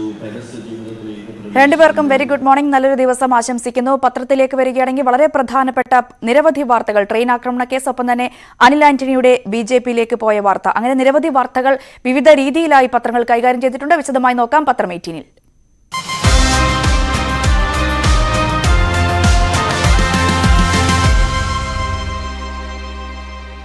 പത്രം 18 ആരംഭിക്കുകയാണ്. ആദ്യം മലയാള മനോരമയുടെ ഒരു വാർത്തയാണ്. അനിൽ ആന്റണിക്കും ട്രെയിൻ തീവെപ്പ് കേസിലെ പ്രതിയെ പിടികൂടിയുമായൊക്കെ അതിനൊക്കെ മുകളിൽ വളരെ പ്രധാനത്തോടെ മനോരമ നൽകിയിരിക്കുന്ന ഒരു വാർത്ത, ഓൺലൈൻ ചൂതാട്ടത്തിന് വിലക്ക് വരുന്നു എന്നാണ്. IT ചട്ടഭേദഗതി, കേന്ദ്ര ചട്ടഭേദഗതി വിജ്ഞാപനം ചെയ്തു എന്നുള്ള വാർത്തയാണ് പുറത്തു വരുന്നത്. പല രീതിയിൽ നമ്മൾ കണ്ടിട്ടുള്ളതാണ്. പത്രങ്ങളടക്കം പല വാർത്തകളും പല രീതിയിൽ റിപ്പോർട്ട് ചെയ്തിട്ടുള്ളതാണ്. ഈ ഓൺലൈൻ ചൂതാട്ട ഗെയിമുകളിലൊക്കെ കുടുങ്ങി പല കുട്ടികളും കുടുങ്ങുന്നതും അത്തരത്തിൽ മാനസിക വിഷമത്തിനൊക്കെ അടിമപ്പെടുന്നതും ആത്മഹത്യയിലേക്കൊക്കെ പോകുന്നതും നമ്മൾ കണ്ടതാണ്. എന്തായാലും അത്തരത്തിൽ ഉള്ള ഗെയിമുകൾക്ക് കേന്ദ്രം വിലക്ക് ഏർപ്പെടുത്തുന്നു എന്ന രീതിയിലുള്ള റിപ്പോർട്ടുകളാണ് പുറത്തു വരുന്നത്. കൃത്യമായി ഇത്തരത്തിലുള്ള ഇന്ത്യയിൽ വിലക്ക് ഏർപ്പെടുത്തിയ ഗെയിമുകൾ പരസ്യം നൽകാൻ പോലും അനുമതി നൽകില്ല എന്നാണ് കേന്ദ്ര IT സഹമന്ത്രി അടക്കം വ്യക്തമാക്കിയിട്ടുള്ളത്. ചില വ്യവസ്ഥകൾ കൂടി പറഞ്ഞു വെക്കുന്നുണ്ട്. ഇത്തരത്തിലുള്ള ഗെയിമുകൾ കളിക്കുന്നവരുടെ തിരിച്ചറിയൽ നടപടി കമ്പനികൾ പൂർത്തിയാക്കണം. റിസർവ് ബാങ്ക് നിയന്ത്രണത്തിലുള്ള സ്ഥാപനങ്ങളിലേക്ക് സമാനമായിരിക്കും നടപടിയെന്നും പറഞ്ഞു വെക്കുന്നുണ്ട്. ഒപ്പം ഗെയിമിംഗ് പരിമിതി വിട്ടാൽ കമ്പനികൾ ഉപയോക്താവിന് തുടർച്ചയായി മുന്നറിയിപ്പ് നൽകണം. 18 വയസ്സിന് താഴെയുള്ളവർക്ക് പണം ഉൾപ്പെടെ ഗെയിം കളിക്കാൻ നിബന്ധനകൾ വരുമെന്നുള്ള നിർദ്ദേശങ്ങളടക്കം ചൂണ്ടിക്കാട്ടിക്കൊണ്ടാണ് മനോരമ ആ വാർത്ത കൈകാര്യം ചെയ്തിട്ടുള്ളത്. മറ്റൊരു വാർത്തയിലേക്ക് വരികയാണെങ്കിൽ സ്വാഭാവികമായും ട്രെയിനിലെ തീവെപ്പ് കേസുമായി ബന്ധപ്പെട്ട വാർത്തയാണ്. കഴിഞ്ഞ ദിവസമാണ് പ്രതിയെ ഷാരൂഖ് സൈഫിയെ കോഴിക്കോടുള്ള പോലീസിന്റെ AR ക്യാമ്പിൽ എത്തിച്ചത്. പോലീസ് ഈ AR ക്യാമ്പിൽ എത്തിക്കുന്നതിന് തൊട്ടുമുമ്പ് വളരെ വലിയ സുരക്ഷാ വീഴ്ചയാണ് ഉണ്ടായിട്ടുള്ളത്. മഹാരാഷ്ട്ര രത്നഗിരിയിൽ നിന്നും കേരള ATS ഈ പ്രതിയുമായി പുറപ്പെട്ടത് 3 പോലീസുകാരുടെ അകമ്പടിയോടെയാണ്. ഡ്രൈവർ ഉൾപ്പെടെ പ്രതി അടക്കം 5 പേർ മാത്രമാണ് ആ വാഹനത്തിൽ വാഹനത്തിലുണ്ടായിരുന്നത്. അതുതന്നെ വലിയൊരു സുരക്ഷാ വീഴ്ചയായാണ് പത്രങ്ങൾ ചൂണ്ടിക്കാട്ടിയിരിക്കുന്നത്. ഒപ്പം തന്നെ ഈ 2 തവണ വാഹനം മാറിക്കയറുന്ന അവസ്ഥയടക്കമുണ്ട്. തലപ്പാടി വരെ, കേരള അതിർത്തിയായ തലപ്പാടി വരെ ഇന്നോവ കാറിലാണ് പ്രതിയുമായി എത്തിയത്. തുടർന്ന് പലരും ഫോളോ ചെയ്യുന്നുണ്ട് എന്ന് മനസ്സിലാക്കിയതിനു ശേഷം അവിടെ നിന്ന് ഫോർച്യൂൺ കാറിൽ യാത്ര തുടരുകയാണ്. അങ്ങനെ ആ കാർ കണ്ണൂരിൽ എത്തിയപ്പോൾ, കൂത്തുപറമ്പ് ഭാഗത്ത് എത്തിയപ്പോൾ കേടുപാട് സംഭവിക്കുന്നു. തുടർന്ന് അവിടെയുള്ള പോലീസ് സ്റ്റേഷനിൽ അറിയിക്കുന്നു. പോലീസ് സ്റ്റേഷൻ അവിടുന്ന് വണ്ടിയുമായി എത്തുന്നു. പക്ഷേ ആ വാഹനത്തിൽ യാത്ര തുടരാൻ ATS വിസമ്മതിക്കുന്നു. പിന്നീട് കണ്ണൂർ AR ക്യാമ്പിൽ നിന്നും വാഹനം ബൊലേറോ എത്തിച്ച് യാത്ര തുടരുകയാണ്. യാത്ര തുടർന്ന് മണിക്കൂറുകൾക്കുള്ളിൽ തന്നെ വീണ്ടും ആ വാഹനം കേടാകുന്ന സാഹചര്യമാണ് കണ്ടത്. അങ്ങനെ പ്രതിയുമായി ATS സംഘം 1 മണിക്കൂറിലധികം ഈ നടു റോഡിൽ നിൽക്കുന്ന കാഴ്ചയും നമ്മൾ ഇന്നലെ എല്ലാ മാധ്യമങ്ങളും കാര്യമായി തന്നെ കണ്ടതാണ്. അത് പത്രങ്ങളും അത്രത്തോളം പ്രാധാന്യത്തോടെ ഉപയോഗപ്പെടുത്തിയിട്ടുമുണ്ട്. ഒപ്പം തന്നെ മറ്റൊരു കാര്യം, അതിനുശേഷം ATS സംഘം സ്വകാര്യ വാഹനം ഏർപ്പാട് ചെയ്ത് പോവുകയായിരുന്നു. ആദ്യം ഫ്ലൈറ്റിൽ വരാനായിരുന്നു തീരുമാനമെങ്കിലും 88,000 രൂപ 6 പേരുടെ ചിലവായി 88,000 രൂപ ചിലവാകുമെന്ന് കണക്കുകൂട്ടി വീണ്ടും അത് റോഡ് മാർഗം തെരഞ്ഞെടുക്കുകയായിരുന്നു. 810 കിലോമീറ്ററാണ് രത്നഗിരിയിൽ നിന്നും കോഴിക്കോടേക്കുള്ള യാത്ര. അങ്ങനെ 810 കിലോമീറ്റർ ഇത്തരത്തിൽ കാറിലാണ് യാത്ര ചെയ്യുന്നത്. അവിടെ സുരക്ഷാ വീഴ്ച ഉണ്ടാകുന്ന സാഹചര്യവും നമ്മൾ കണ്ടു. എന്തായാലും സംഭവത്തിൽ ATS ഉദ്യോഗസ്ഥരുടെ ഭാഗത്ത് വീഴ്ച സംഭവിച്ചിട്ടുണ്ട് എന്ന് കാട്ടി സ്പെഷ്യൽ ബ്രാഞ്ച് റിപ്പോർട്ട് നൽകിയ സാഹചര്യം കൂടിയുണ്ട്. അത് കേരള പോലീസിന് നാണക്കേടാണെന്ന് കൂടി വ്യക്തമാക്കിയിട്ടുണ്ട്. മറ്റൊരു വാർത്തയിലേക്ക് വരികയാണെങ്കിൽ, എല്ലാ പത്രങ്ങളും കഴിഞ്ഞ ദിവസം എല്ലാ മാധ്യമങ്ങളും കാര്യമായി കൈകാര്യം ചെയ്ത വാർത്തയാണ് അനിൽ ആന്റണി BJPയിൽ എന്ന വാർത്ത. സ്വാഭാവികമായും ഇന്നും ഇത് തന്നെയായിരിക്കും വാർത്തകളുടെ ശ്രദ്ധാകേന്ദ്രം. വരും മണിക്കൂറിൽ ഇതുമായി ബന്ധപ്പെട്ട കൂടുതൽ പ്രതികരണങ്ങൾ അടക്കം വരും. അനിൽ ആന്റണി BJP ചേർന്ന ആ വാർത്തയെ അനിൽ ആന്റണിയുടെയും AK ആന്റണിയുടെയും പ്രതികരണം ഉൾപ്പെടുത്തിക്കൊണ്ടാണ് വാർത്ത നൽകിയിരിക്കുന്നത്. ഈ തീരുമാനം AK ആന്റണിയെ ബാധിക്കില്ല എന്ന് അനിൽ പറഞ്ഞു വെക്കുന്ന സാഹചര്യം. മരിക്കും വരെ ഞാൻ കോൺഗ്രസ് ആയിരിക്കും. വികാര നിർഭരനായി കൃത്യമായ രാഷ്ട്രീയ പ്രതികരണമാണ് കഴിഞ്ഞ ദിവസം AK ആന്റണിയുടെ ഭാഗത്ത് നിന്നുണ്ടായത്. വികാര നിർഭരനായി അദ്ദേഹം പ്രതികരിച്ചതിന് കൃത്യമായ രാഷ്ട്രീയ നീക്കങ്ങൾ കൂടി അദ്ദേഹം അതിൽ നിന്ന് വ്യക്തമാക്കി. ഇനി ഈ ഒരു വിഷയത്തിൽ തന്റെ ഭാഗത്തുനിന്ന്, അനിൽ ആന്റണിയുമായിപ്പെട്ട ഈ വിഷയത്തിൽ തന്റെ ഭാഗത്തുനിന്ന് ഒരു പ്രതികരണവും ഉണ്ടാകില്ല എന്ന് കൂടി AK ആന്റണി വ്യക്തമാക്കുന്ന സാഹചര്യമുണ്ട്. സ്വാഭാവികമായും വരും മണിക്കൂറുകളിൽ ഇതുമായി ബന്ധപ്പെട്ട വാർത്തകളടക്കം കൂടുതൽ പ്രതികരണങ്ങൾ വരുമെന്ന് പറയാം. മാതൃഭൂമിയുടെ ഉൾപേജിലേക്ക് വരുമ്പോഴും, മാതൃഭൂമി എല്ലാ പത്രങ്ങളും ഫ്രണ്ട് പേജിൽ ആ വാർത്ത കൈകാര്യം ചെയ്തിട്ടുണ്ട്. ഉൾപേജിലും കൂടുതൽ വിപുലമായി തന്നെ എല്ലാ ആളുകളുടെയും പ്രതികരണം അടക്കം ഉൾപ്പെടുത്തിക്കൊണ്ടുള്ള വാർത്ത. ഈ പീയൂഷ് ഗോയൽ, കേന്ദ്രമന്ത്രി പീയൂഷ് ഗോയൽ BJP അംഗത്വം കൈമാറുന്നു. അപ്പുറം V മുരളീധരനുണ്ട്, ഇപ്പുറം K സുരേന്ദ്രനുണ്ട്. ആ ഫോട്ടോ അടക്കം AK ആന്റണിയുടെ പ്രതികരണത്തിന്റെ വിശദമായ ലേഖനം ഉൾപ്പെടുത്തിക്കൊണ്ടുള്ള ഒരു വാർത്ത. മറ്റ് V മുരളീധരന്റെ പ്രതികരണത്തിന്റെ ആയാലും മറ്റ് കോൺഗ്രസ് നേതാക്കളുടെ പ്രതികരണത്തിന്റെ ആയാലും K സുധാകരന്റെ പ്രതികരണം ഉൾപ്പെടുത്തിയിട്ടുണ്ട്. രമേശ് ചെന്നിത്തലയുടെ, VD സതീശന്റെ, അങ്ങനെ എല്ലാവരുടെയും പ്രതികരണം അടക്കം ഉൾപ്പെടുത്തിക്കൊണ്ടാണ് ആ വാർത്ത വന്നിട്ടുള്ളത്. അതാണ് ഇതിൽ മാതൃഭൂമി കൃത്യമായി തന്നെ ഉൾപ്പെടുത്തിയിട്ടുള്ള. ആരാണ് അനിൽ? AK ആന്റണിയുടെ മൂത്ത മകനാണ്. എവിടെയാണ് വിദ്യാഭ്യാസം പൂർത്തിയാക്കിയത്? എങ്ങനെ കോൺഗ്രസിലെത്തി? 2019 KPCC ഡിജിറ്റൽ മീഡിയ സെന്ററിന്റെ കൺവീനറായി അനിൽ ആന്റണി വരുന്നത്. തുടർന്ന് 3 മാസം മുമ്പ് ഈ ഡിജിറ്റൽ പദവികളൊക്കെ രാജിവെക്കുന്നു. ആ കാര്യങ്ങളെല്ലാം ഉൾപ്പെടുത്തിക്കൊണ്ട് BBC-യുടെ ഡോക്യുമെന്ററി പ്രദർശനവുമായി ബന്ധപ്പെട്ടുള്ള അനിലിന്റെ കാഴ്ചപ്പാട്, അതും അന്ന് വലിയ വിവാദമായിരുന്നു, ചർച്ചയായതാണ്. അതടക്കം ഉൾപ്പെടുത്തിക്കൊണ്ടാണ് മാതൃഭൂമി വളരെ വിപുലമായി തന്നെ വാർത്ത നൽകിയിട്ടുള്ളത്. മറ്റൊന്ന്, മലയാള മനോരമയുടെ ഫ്രണ്ട് പേജിൽ വന്നിരിക്കുന്ന ഒരു വാർത്ത. വീണ്ടും കോവിഡ് കേസുകൾ ഉയരുന്നു. മന്ത്രിമാരുടെ യോഗം. കേന്ദ്ര ആരോഗ്യമന്ത്രി സംസ്ഥാനങ്ങളിലുള്ള ആരോഗ്യമന്ത്രിമാരുടെ യോഗം വിളിച്ചിട്ടുണ്ട്. വെർച്വൽ ആയിട്ടാണ് യോഗം ചേരുക. എന്തായാലും കോവിഡ് കേസുകൾ ഉയർന്നു വരുന്ന സാഹചര്യം നിലവിലുണ്ട്. ഇന്നലെയും 5335 കേസുകളാണ് ഇന്ത്യയിൽ സ്ഥിരീകരിച്ചത്. 6 മാസത്തിനിടെ ഉണ്ടായ ഏറ്റവും ഉയർന്ന കേസ് നിരക്കായിരുന്നു അത്. ടെസ്റ്റ് പോസിറ്റിവിറ്റി നിരക്ക് 3.325%. കോവിഡ് സ്ഥിരീകരണ നിരക്ക് 5% കവിഞ്ഞാൽ ആശങ്കാജനകമാകുമെന്നാണ് ലോകാരോഗ്യ സംഘടന വ്യക്തമാക്കിയിട്ടുള്ളത്. അങ്ങനെ ആ കാര്യങ്ങൾ ഉൾപ്പെടുത്തിയൊരു വാർത്ത. മറ്റൊന്ന്, മലയാള മനോരമയുടെ ഉൾപേജിലുള്ള വാർത്ത. കാലവർഷം കനക്കുമോ കുറയുമോ? യൂറോപ്യൻ US പ്രവചനം 2 വഴിക്കാണ് എന്നാണ് പറയുന്നത്. ഇതിൽ യൂറോപ്യൻ പ്രവചനം എന്ന് പറയുന്നത് വേനൽ ചൂട് കത്തുന്നിടെ ഇത്തവണ ഈ കാലവർഷവും കനക്കും എന്ന റിപ്പോർട്ടുകളാണ് പുറത്തു വരുന്നത്. കാലവർഷം ശക്തി പ്രാപിക്കുമെന്നാണ് യൂറോപ്യൻ കാലാവസ്ഥ മോഡലുകളെ അടിസ്ഥാനമാക്കി ഒരു സംഘം ശാസ്ത്രജ്ഞർ പറഞ്ഞു വെക്കുന്നത്. എന്നാൽ പക്ഷേ US അത് പറഞ്ഞു വെക്കുന്ന അത്തരത്തിലുള്ള സാധ്യത ഇല്ല എന്നുകൂടി US പറഞ്ഞു വെക്കുന്ന സാഹചര്യമുണ്ട്. ഈ വർഷത്തെ തെക്ക് പടിഞ്ഞാറൻ കാലവർഷം ശക്തമാകുമെന്നും 2018 കേരളത്തിൽ എന്താണോ സംഭവിച്ചത് അതേ രീതിയിലുള്ള മഴ ഇത്തവണയും ലഭിക്കുമെന്നാണ് കാലാവസ്ഥാ വകുപ്പ് പറഞ്ഞു വെക്കുന്നത്. ഒപ്പം മറ്റൊരു കാര്യം, ഇതിൽ കൃത്യമായൊരു വ്യക്തത, കേന്ദ്ര കാലാവസ്ഥാ വകുപ്പിന്റെ ഒരു പ്രഖ്യാപനം, ഈ കാലവർഷം എങ്ങനെയായിരിക്കും എന്ന കാര്യത്തിൽ കേന്ദ്ര കാലാവസ്ഥാ വകുപ്പിന്റെ ഒരു പ്രഖ്യാപനം അത് ഈ മാസം 15 കൂടി ഉണ്ടാകുമെന്ന് കൂടി സൂചിപ്പിച്ചിരിക്കുന്നു. ഒപ്പം ചുട്ടുപൊള്ളുകയാണ് കേരളം. പലയിടങ്ങളിലും കനത്ത ചൂടാണ് അനുഭവപ്പെടുന്നത്. ഇടുക്കി, വയനാട്, കോഴിക്കോട് ജില്ലകൾ മാറ്റി നിർത്തിയാൽ ബാക്കി എല്ലാ ജില്ലകളിലും 37 ഡിഗ്രി സെൽഷ്യസ് ആണ് പകലിലെ താപനില എന്ന് കൂടി ഉൾപ്പെടുത്തിയിട്ടുണ്ട്. മറ്റൊരു വാർത്ത ഈ അരിക്കൊമ്പൻ വാർത്തയാണ്. അരിക്കൊമ്പന് ഇടുക്കിയിൽ നിന്നും പറമ്പിക്കുളത്തേക്ക് മാറ്റാൻ കഴിഞ്ഞ ദിവസമാണ് കോടതിയുടെ ഭാഗത്തു നിന്നും ഉത്തരവുണ്ടായിട്ടുള്ളത്. ഇന്നലെ ചിന്നക്കനാലിൽ അരിക്കൊമ്പൻ വീണ്ടും എത്തിയിരിക്കുന്നു. ഒരു വീടിന്റെ പുറംഭാഗം മുഴുവനായി തകർത്തിരിക്കുന്നു, അടുക്കള മുഴുവനായി തകർത്തിരിക്കുന്നു. ഈ 3 അംഗ കുടുംബമാണ് ഈ വീട്ടിലുണ്ടായിരുന്നത്. അച്ഛനും അമ്മയും മകൾക്ക് ചില അസുഖങ്ങൾ, ഭിന്നശേഷിക്കാരായ മകളാണ്. അപ്പൊ മകളുടെ ചികിത്സാർത്ഥം ഇവർ മറ്റൊരിടത്തായിരുന്നു, ഒരു കുടുംബ സുഹൃത്തിന്റെ വീട്ടിലായിരുന്നു. അതുകൊണ്ട് മാത്രമാണ് അവർ രക്ഷപ്പെട്ടത്. ഈ വീടിന്റെ പുറംഭാഗം മുഴുവനായി തകർത്ത ഒരു സാഹചര്യമുണ്ട്. അതും വളരെ പ്രാധാന്യത്തോടുകൂടി മനോരമ കൈകാര്യം ചെയ്തിട്ടുണ്ട്. ഈ വാർത്തയോട് ചേർത്ത് വായിക്കാൻ കഴിയുന്ന ഒരു ചിത്രമാണിത്. ഇത്തരത്തിൽ ഈ ചിന്നക്കനാലിലെ വീട് തകർത്ത ശേഷം അരിക്കൊമ്പൻ ഈ ആനിറങ്കൽ ഡാമിൽ നീരാട്ട് നടത്തുന്ന ഒരു ചിത്രം ആണ് മനോരമ മറ്റൊന്നായി നൽകിയിരിക്കുന്നത്. അട്ടപ്പാടി മധു കേസ് കഴിഞ്ഞ ദിവസമാണ് വിധി വന്നത്. 14 പ്രതികൾക്കും ശിക്ഷ ലഭിക്കുന്ന സാഹചര്യമുണ്ടായിരുന്നു. അതിലെന്തായാലും വിധിയിൽ തൃപ്തരല്ല എന്ന് അന്ന് തന്നെ കുടുംബം വ്യക്തമാക്കിയ സാഹചര്യമുണ്ടായിരുന്നു. പ്രോസിക്യൂട്ടർ അടക്കം അത് വ്യക്തമാക്കിയാണ്. അനുകൂലമായ വിധിയല്ല ഉണ്ടായത്, നിയമ പോരാട്ടം തുടരുമെന്ന്. എന്തായാലും അപ്പീൽ നൽകാൻ ഒരുങ്ങുകയാണ് മധുവിന്റെ കുടുംബം. ഹൈക്കോടതിയിൽ വരും ദിവസങ്ങളിൽ അപ്പീൽ നൽകുമെന്ന സൂചനകളാണ് ഈ റിപ്പോർട്ട് പങ്കുവയ്ക്കുന്നത്. ഒപ്പം തന്നെ പ്രതിഭാഗം അന്ന് സ്വാഭാവികമായും സൂചിപ്പിച്ചാണ് അപ്പീൽ പോകുമെന്ന്. ആ പ്രതിഭാഗവും ഉടനടി തന്നെ ഹൈക്കോടതിയെ സമീപിക്കും എന്ന വാർത്ത ഉൾക്കൊള്ളിച്ചിട്ടുണ്ട്. മറ്റൊന്ന്, ഈ ട്രെയിൻ തീവെപ്പ് കേസുമായി ബന്ധപ്പെട്ട വാർത്തയുമായി പറയാൻ കഴിയുന്ന ഒന്നാണ്. അതായത് കഴിഞ്ഞ ദിവസം പ്രതിയെ കൊണ്ടുവന്നത് കേരള കർണാടക അതിർത്തിയിൽ പ്രവേശിച്ചത് മുതൽ AR ക്യാമ്പിൽ എത്തുന്നത് വരെ, അതിനുശേഷമുള്ള വൈദ്യപരിശോധനയ്ക്കായി കൊണ്ടുപോകൽ, വൈകിട്ട് തിരിച്ച് കൊണ്ടുപോകുന്ന മെഡിക്കൽ കോളേജിൽ നിറക്കുന്ന അടക്കമുള്ള കാര്യങ്ങൾ സമയം സഹിതം, ഫോട്ടോ സഹിതം മനോരമ അത് ഉൾപ്പെടുത്തിയിട്ടുണ്ട്. കേരള അതിർത്തിയിലെത്തുന്നു, പിന്നീട് വാഹനം കേടാകുന്നു, വാഹനം മാറിക്കയറുന്നു, AR ക്യാമ്പിൽ എത്തുന്നു, ആരോഗ്യ പരിശോധനയ്ക്കായി കൊണ്ടുപോകുന്നു. ആ കാര്യങ്ങളെല്ലാം ഉൾക്കൊള്ളിച്ചുകൊണ്ടുള്ള ഒരു വാർത്ത.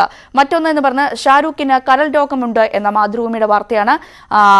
എക്സിക്യൂട്ടീവ് എക്സ്പ്രസ് യാത്രകളുടെ ദേഹത്ത് പെട്രോൾ ഒഴിച്ച തീവച്ച കേസിലെ പ്രതിക്ക് കരൾ രോഗം ഉണ്ടാകാം. എലിവിഷം പോലുള്ള അകത്തു ചെന്നാൽ ഉണ്ടാകുന്ന എലിപ്പനി ബാധിച്ചോ, ചിലർക്ക് കരൾ പൊള്ളലോ കരൾ വീക്കമോ ഒക്കെ ഉണ്ടാകും. അത്തരത്തിലുള്ള ഒരു കരൾ രോഗം കഴിഞ്ഞ ദിവസത്തെ ആരോഗ്യ പരിശോധനയിൽ സ്ഥിരീകരിച്ചിരിക്കുന്നു എന്ന വാർത്തയാണ് മാതൃഭൂമി നൽകിയിരിക്കുന്നത്. ഈ പാർലമെന്റ് സമ്മേളനം കഴിഞ്ഞ ദിവസം അവസാനിച്ചിരുന്നു. ഇത്തവണ ചേർന്ന പാർലമെന്റ് സമ്മേളനം കംപ്ലീറ്റ് ആയിട്ട് പ്രക്ഷുബ്ധമാകുന്ന സാഹചര്യമാണ് നമ്മൾ കണ്ടത്. പല ദിവസവും സഭ സമ്മേളിക്കാൻ കഴിയാത്ത സാഹചര്യം, ചോദ്യോത്തരവേളയിൽ തന്നെ സഭ പിരിയുന്ന സാഹചര്യം ഒക്കെ നമ്മൾ കണ്ടതാണ്. അതിന്റെ ഒരു വാർത്തയാണ് മാതൃഭൂമി വളരെ പ്രാധാന്യത്തോടുകൂടി നൽകിയിരിക്കുന്നത്. ലോക്സഭ 133.6 മണിക്കൂറും രാജ്യസഭ 130 മണിക്കൂറുമായിരുന്നു പ്രവർത്തിക്കേണ്ടിയിരുന്നത്. പക്ഷേ പ്രവർത്തിച്ചത് ലോക്സഭ 34 മണിക്കൂറും രാജ്യസഭ 24 മണിക്കൂറുമാണ് എന്നാണ് പറഞ്ഞു വെച്ചിരിക്കുന്നത്. രാഹുൽ ഗാന്ധിയുടെ അയോഗ്യതയുമായി ബന്ധപ്പെട്ട വിഷയം, അദാനി വിഷയത്തിൽ അടക്കം പ്രതിപക്ഷത്തിന്റെ പ്രതിഷേധം കടുക്കുന്ന സാഹചര്യമാണ് കഴിഞ്ഞ ഈ പാർലമെന്റ് സമ്മേളനത്തിലടക്കം നമ്മൾ കണ്ടത്. ആ വാർത്തയാണ്. ചേരേണ്ട അത്രയും സമയം സഭ ചേർന്നിട്ടില്ല. സഭ പിരിയുന്ന ഘട്ടത്തിലേക്ക് കാര്യങ്ങൾ പോവുകയും ചെയ്തു. ഐക്യാഹ്വാനത്തോടെ ത്രിവർണ്ണ പതാകയേന്തി മാർച്ച്.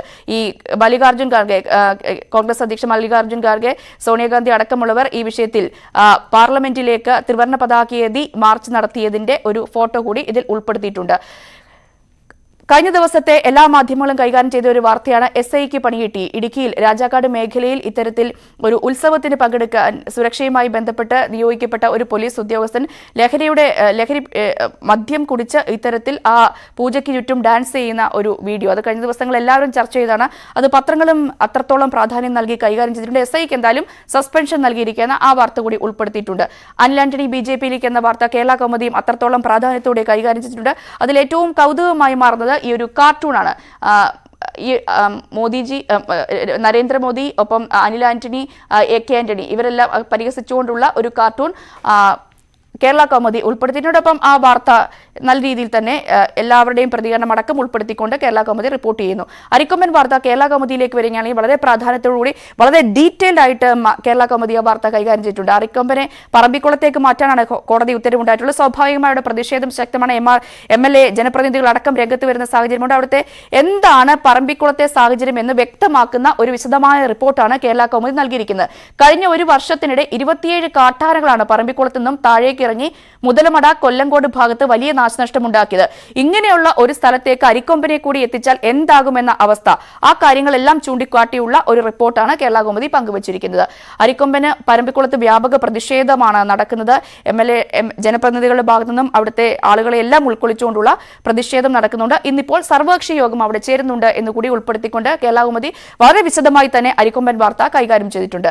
മറ്റൊരു വാർത്തയിലേക്ക് വരുമ്പോൾ ദേശാഭിമാനിയുടെ വാർത്തയാണ്. AK ആന്റണിയുടെ മകൻ അനിൽ ആന്റണി BJPയിൽ എന്ന വാർത്ത. സ്വാഭാവികമായും CPMന്റെ മുഖപത്രമാണ്. അപ്പോൾ സ്വാഭാവികമായും രാഷ്ട്രീയമായി തന്നെ ഇടതുമുന്നണി അടക്കം ഈ വിഷയത്തെ കൈകാര്യം ചെയ്യാനുള്ള സാഹചര്യമാണ് കാണുന്നത്. നേരത്തെ ഇവിടെ MB ഗോവിന്ദന്റെ ഒരു പ്രസ്താവന അടക്കം ഉൾപ്പെടുത്തിക്കൊണ്ടാണ് ആ വാർത്ത കൈകാര്യം ചെയ്തിരിക്കുന്നത്.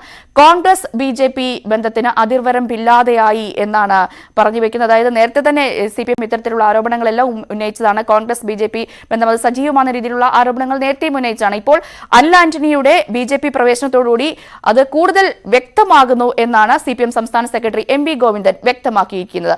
മറ്റൊരു വാർത്ത ദേശാഭിമാനിയിലെ KSRTC ബസ്സുമായി ബന്ധപ്പെട്ട വാർത്തയാണ്. 32 അധിക സർവീസുകൾ നടത്തുന്നു. ഇതിപ്പോൾ ഇനി അവധിക്കാലമാണ്, ഫെസ്റ്റിവലിന്റെ ഒരു സീസൺ കൂടിയാണ്. വിഷു വരുന്നു, ഈസ്റ്റർ വരുന്നു, ഒപ്പം തന്നെ പെരുന്നാൾ വരുന്നു. അങ്ങനെ അത്തരത്തിൽ മറ്റ് സംസ്ഥാനങ്ങളിലേക്കും കേരളത്തിലേക്കും എത്താനായി അധിക സർവീസ് KSRTC നടത്തും. 32 അധിക സർവീസ് KSRTC നടത്തും. ബംഗളൂരു, ചെന്നൈ, കോയമ്പത്തൂർ എന്നിവിടങ്ങളിലേക്കാണ് കൂടുതലായും സർവീസുകൾ നടത്തുന്നത്. മറ്റൊന്ന്, ഫിഫ റാങ്കിങ്ങിൽ അർജന്റീന ഒന്നാമതെത്തിയിരിക്കുന്നു. ഇന്ത്യ 101 റാങ്കിലാണ്. 6 വർഷത്തെ കാത്തിരിപ്പിനൊടുവിലാണ് ഫിഫ റാങ്കിങ്ങിൽ അർജന്റീന ഒന്നാമതെത്തുന്നത്. ഇവിടെ വേൾഡ് കപ്പ് നേടിയ ഒരു ചിത്രം ഉൾപ്പെടുത്തിക്കൊണ്ടാണ് വാർത്ത കൈകാര്യം ചെയ്തിരിക്കുന്നത്.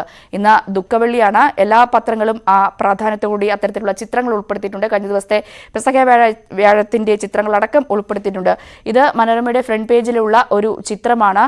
ഈ ചിത്രം 16-ാം നൂറ്റാണ്ടിലെ ഇറ്റാലിയൻ ചിത്രകാരനായ ടിൻഡോ ടെറോയിറ്റയുടെ പെയിന്റിംഗ് ആണ്. അതായത് 1548 വരച്ച ഒരു പെയിന്റിംഗ് അടക്കം ഉൾപ്പെടുത്തിക്കൊണ്ടാണ് ഇന്ന് ദുഃഖവെള്ളിയാണ് എന്ന ഒരു വാർത്ത മലയാള മനോരമ കൈകാര്യം ചെയ്തിരിക്കുന്നത്.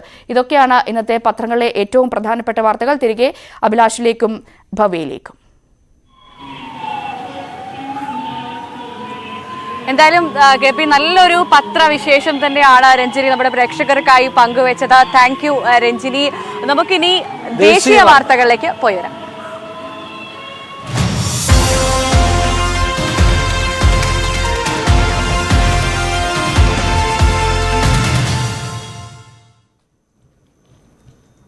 ദേശീയ വാർത്തകൾ പങ്കുവെക്കാൻ വേണ്ടി നാഷണൽ ഡെസ്കിൽ നിന്ന് ER രാകേഷ് തയ്യാറാണ്.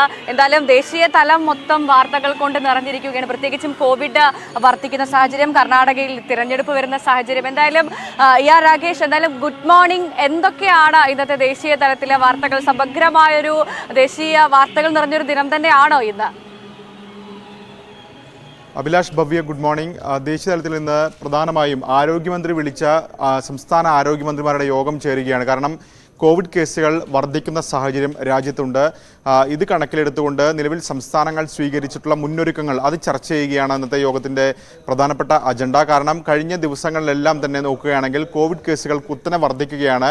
ഇന്നലെ മാത്രം 5335 പേർക്ക് രാജ്യത്ത് കോവിഡ് സ്ഥിരീകരിച്ചു. അങ്ങനെ കോവിഡ് കുത്തനെ വർദ്ധിക്കുന്നു. ഈ സാഹചര്യത്തിലാണ് ഇപ്പോൾ ആരോഗ്യമന്ത്രിയുടെ അധ്യക്ഷതയിൽ നിന്ന് യോഗം ചേരുന്നത്. ഏതായാലും ഈ യോഗത്തിൻ്റെ പ്രധാനപ്പെട്ട അജണ്ട സംസ്ഥാനങ്ങളുടെ ഒരുക്കങ്ങൾ വിലയിരുത്തുക എന്നുള്ളത് തന്നെയാണ്. കാരണം ഇപ്പോൾ ആരോഗ്യ മന്ത്രാലയം വ്യക്തമാക്കിയിട്ടുള്ളത് നിലവിൽ രാജ്യത്ത് പടർന്നുകൊണ്ടിരിക്കുന്നത് ഒമിക്രോൺ വകഭേദമാണ്. പക്ഷേ ആശുപത്രികളിൽ കൂടുതൽ ആളുകൾ ചികിത്സ തേടിയിട്ടില്ല എന്നുള്ളത് ആശ്വാസകരമായ കാര്യമാണ് എന്ന് കേന്ദ്ര ആരോഗ്യ മന്ത്രാലയം വ്യക്തമാക്കുന്നു. പക്ഷേ നിലവിൽ കോവിഡ് സ്ഥിരീകരണ നിരക്ക് 3.32 അത് ഇനിയും ഉയരുകയാണെങ്കിൽ സാഹചര്യങ്ങൾ കൂടുതൽ ഗുരുതരമാകും. അതുകൂടി മുന്നിൽ കണ്ടുകൊണ്ടുള്ളൊരു മുന്നൊരുക്കം സംസ്ഥാനങ്ങൾ എന്തൊക്കെ തയ്യാറെടുപ്പുകൾ നടത്തി തുടങ്ങിയ കാര്യങ്ങളിൽ വിശദമായ ചർച്ചയാണ് നടക്കുന്നത്. വെർച്വൽ യോഗമാണ് വിളിച്ചിരിക്കുന്നത്. ഏതായാലും യോഗം ഇന്ന് ആരംഭിക്കും. സംസ്ഥാനങ്ങൾക്ക് കൃത്യമായ നിർദ്ദേശം കേന്ദ്രത്തിന്റെ ഭാഗത്തുനിന്നുണ്ടാകും. നിലവിൽ കേരളം, കർണാടകം, ഒപ്പം തന്നെ മഹാരാഷ്ട്ര, ഡൽഹി തുടങ്ങിയ സംസ്ഥാനങ്ങളാണ് കൂടുതൽ കേസുകൾ റിപ്പോർട്ട് ചെയ്യപ്പെടുന്നത്. അതുകൊണ്ട് തന്നെ ഈ സംസ്ഥാനങ്ങളിൽ സ്വീകരിച്ചിരിക്കുന്ന മുന്നൊരുക്കങ്ങളടക്കമുള്ളങ്ങൾ ഈ യോഗത്തിൽ ഏതായാലും വിശദമായി ചർച്ചയ്ക്ക് വരും. മറ്റൊരു പ്രധാനപ്പെട്ട വാർത്ത കർണാടക നിയമസഭാ തെരഞ്ഞെടുപ്പുമായി ബന്ധപ്പെട്ടുകൊണ്ടാണ്. കർണാടക നിയമസഭാ തെരഞ്ഞെടുപ്പിൽ BJPയുടെ സ്ഥാനാർത്ഥി പട്ടിക മറ്റന്നാൾ പുറത്തിറക്കുമെന്നാണ് ഇപ്പോൾ നേതാക്കൾ അറിയിച്ചിരിക്കുന്നത്. മുഖ്യമന്ത്രി ബസവരാജ് ബൊമ്മ തന്നെയാണ് ഇക്കാര്യം വ്യക്തമാക്കിയിരിക്കുന്നത്. അതായത് മറ്റന്നാൾ BJPയുടെ തെരഞ്ഞെടുപ്പ് സമിതി യോഗം ഡൽഹിയിൽ ചേരുന്നുണ്ട്. പ്രധാനമന്ത്രി നരേന്ദ്രമോദി ആഭ്യന്തരമന്ത്രി അമിത്ഷാ തുടങ്ങിയ നേതാക്കൾ ഈ യോഗത്തിൽ പങ്കെടുക്കും. ഈ യോഗം ഏതായാലും ഈ പട്ടികയ്ക്ക് അംഗീകാരം നൽകും. നിലവിൽ സംസ്ഥാനത്ത് ചുമതലയുള്ള നേതാക്കളൊപ്പം തന്നെ മുൻ മുഖ്യമന്ത്രി BS യെഡിയൂരപ്പ, മുഖ്യമന്ത്രി ബസവരാജ് ബൊമ്മ തുടങ്ങിയ നേതാക്കളുടെ നേതൃത്വത്തിൽ വിശദമായ യോഗം കഴിഞ്ഞ ദിവസങ്ങളിൽ ബംഗളൂരുവിൽ ചേരുകയുണ്ടായി. ഇതിൽ ഒരു ചുരുക്ക പട്ടിക നേതൃത്വത്തിന് കൈമാറിയിരുന്നു.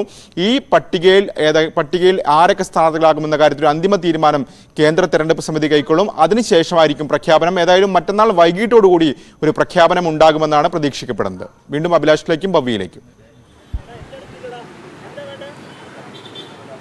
ദേശീയ വാർത്തകളുടെ ഒരു സമഗ്ര ചിത്രമാണ് നൽകിയത് ഭവ്യ. നമ്മൾ ഈ പ്രഭാത കേരളം ആരംഭിച്ചത് പാളയത്തെ പള്ളിയിൽ നിന്നാണ്. അതിനിടെ രഞ്ജിനി പത്രവാർത്തയിൽ ഒരു ചിത്രം, മലയാള മനോരമയിലെ ഒരു ചിത്രം പങ്കുവച്ചിരുന്നു. നൂറ്റാണ്ടുകൾക്ക് മുമ്പുള്ള ചിത്രം. അതും ഈ പെസഹ വ്യാഴവും ദുഃഖവെള്ളിയും ഒക്കെയായി ബന്ധപ്പെട്ടാണ്. അപ്പോൾ കാലം കടന്നു പോകുന്നതിനനുസരിച്ച് ആചാരങ്ങളിലും അനുഷ്ഠാനങ്ങളിലും ഒക്കെ മാറ്റം സംഭവിക്കാം. പക്ഷേ എല്ലാ ആചാരങ്ങളും അനുഷ്ഠാനങ്ങളും വിശ്വാസങ്ങളും മതങ്ങളും എല്ലാം ജീവിതത്തിൽ മൂല്യങ്ങൾ ഉയർത്തിപ്പിടിക്കുന്ന ഒന്നാണ്. ഇപ്പോൾ നമുക്ക് ചുറ്റും ഈ വിശ്വാസികൾ ഈ സഹനത്തിൻ്റെ വഴിയിൽ അല്ലെങ്കിൽ കുരിശിൻ്റെ പാതയിൽ എന്നുള്ള ആ പ്രതീകാത്മകമായ യാത്ര, പീലാത്തോസിൻ്റെ ഭവനത്തിൽ നിന്ന് ഗോകുൽത്താ മലയിലേക്ക് യേശു നടത്തിയ ആ പീഡാനുഭവ യാത്രയുടെ ഒരു സിംബോളിക്കായ പ്രസൻറ്റേഷൻ കഴിഞ്ഞു. ഇപ്പോൾ വിശ്വാസികൾ എല്ലാവരും ദേവാലയങ്ങളിൽ നിന്ന് പിരിഞ്ഞു പോവുകയാണ്. എന്തായാലും ഈ ദുഃഖവെള്ളി ദിനത്തിലാണ് നമ്മൾ ഈ പ്രഭാത കേരളം അവസാനിപ്പിക്കുന്നത്. അപ്പോൾ പ്രേക്ഷകരോട് പറയാനുള്ളത് ദുഃഖവെള്ളിയുടെ ആ ദുഃഖത്തേക്കാൾ ഇനി ക്രിസ്തുവിന്റെ ഉയർത്തെഴുന്നേൽപ്പുണ്ട് ദിവസങ്ങൾ. അങ്ങനെ ഒരു പ്രതീക്ഷയുടെ ദിനം തന്നെ ആശ്വസിച്ചുകൊണ്ട് നമുക്ക് അവസാനിപ്പിക്കാം. എന്തായാലും നാളെ മറ്റൊരു സ്ഥലത്ത് നിന്ന് പുത്തൻ വിശേഷങ്ങളും കാഴ്ചകളുമായി പ്രഭാത കേരളം പ്രേക്ഷകർക്ക് മുൻപിലേക്ക് എത്തും. ഇന്ന് എന്തായാലും പ്രഭാത കേരളം അവസാനിക്കുകയാണ്. എല്ലാ പ്രേക്ഷകർക്കും ഒരിക്കൽ കൂടി നല്ലൊരു ദിനം ആശംസിച്ചുകൊണ്ട് നിർത്തുന്നു. നമസ്കാരം.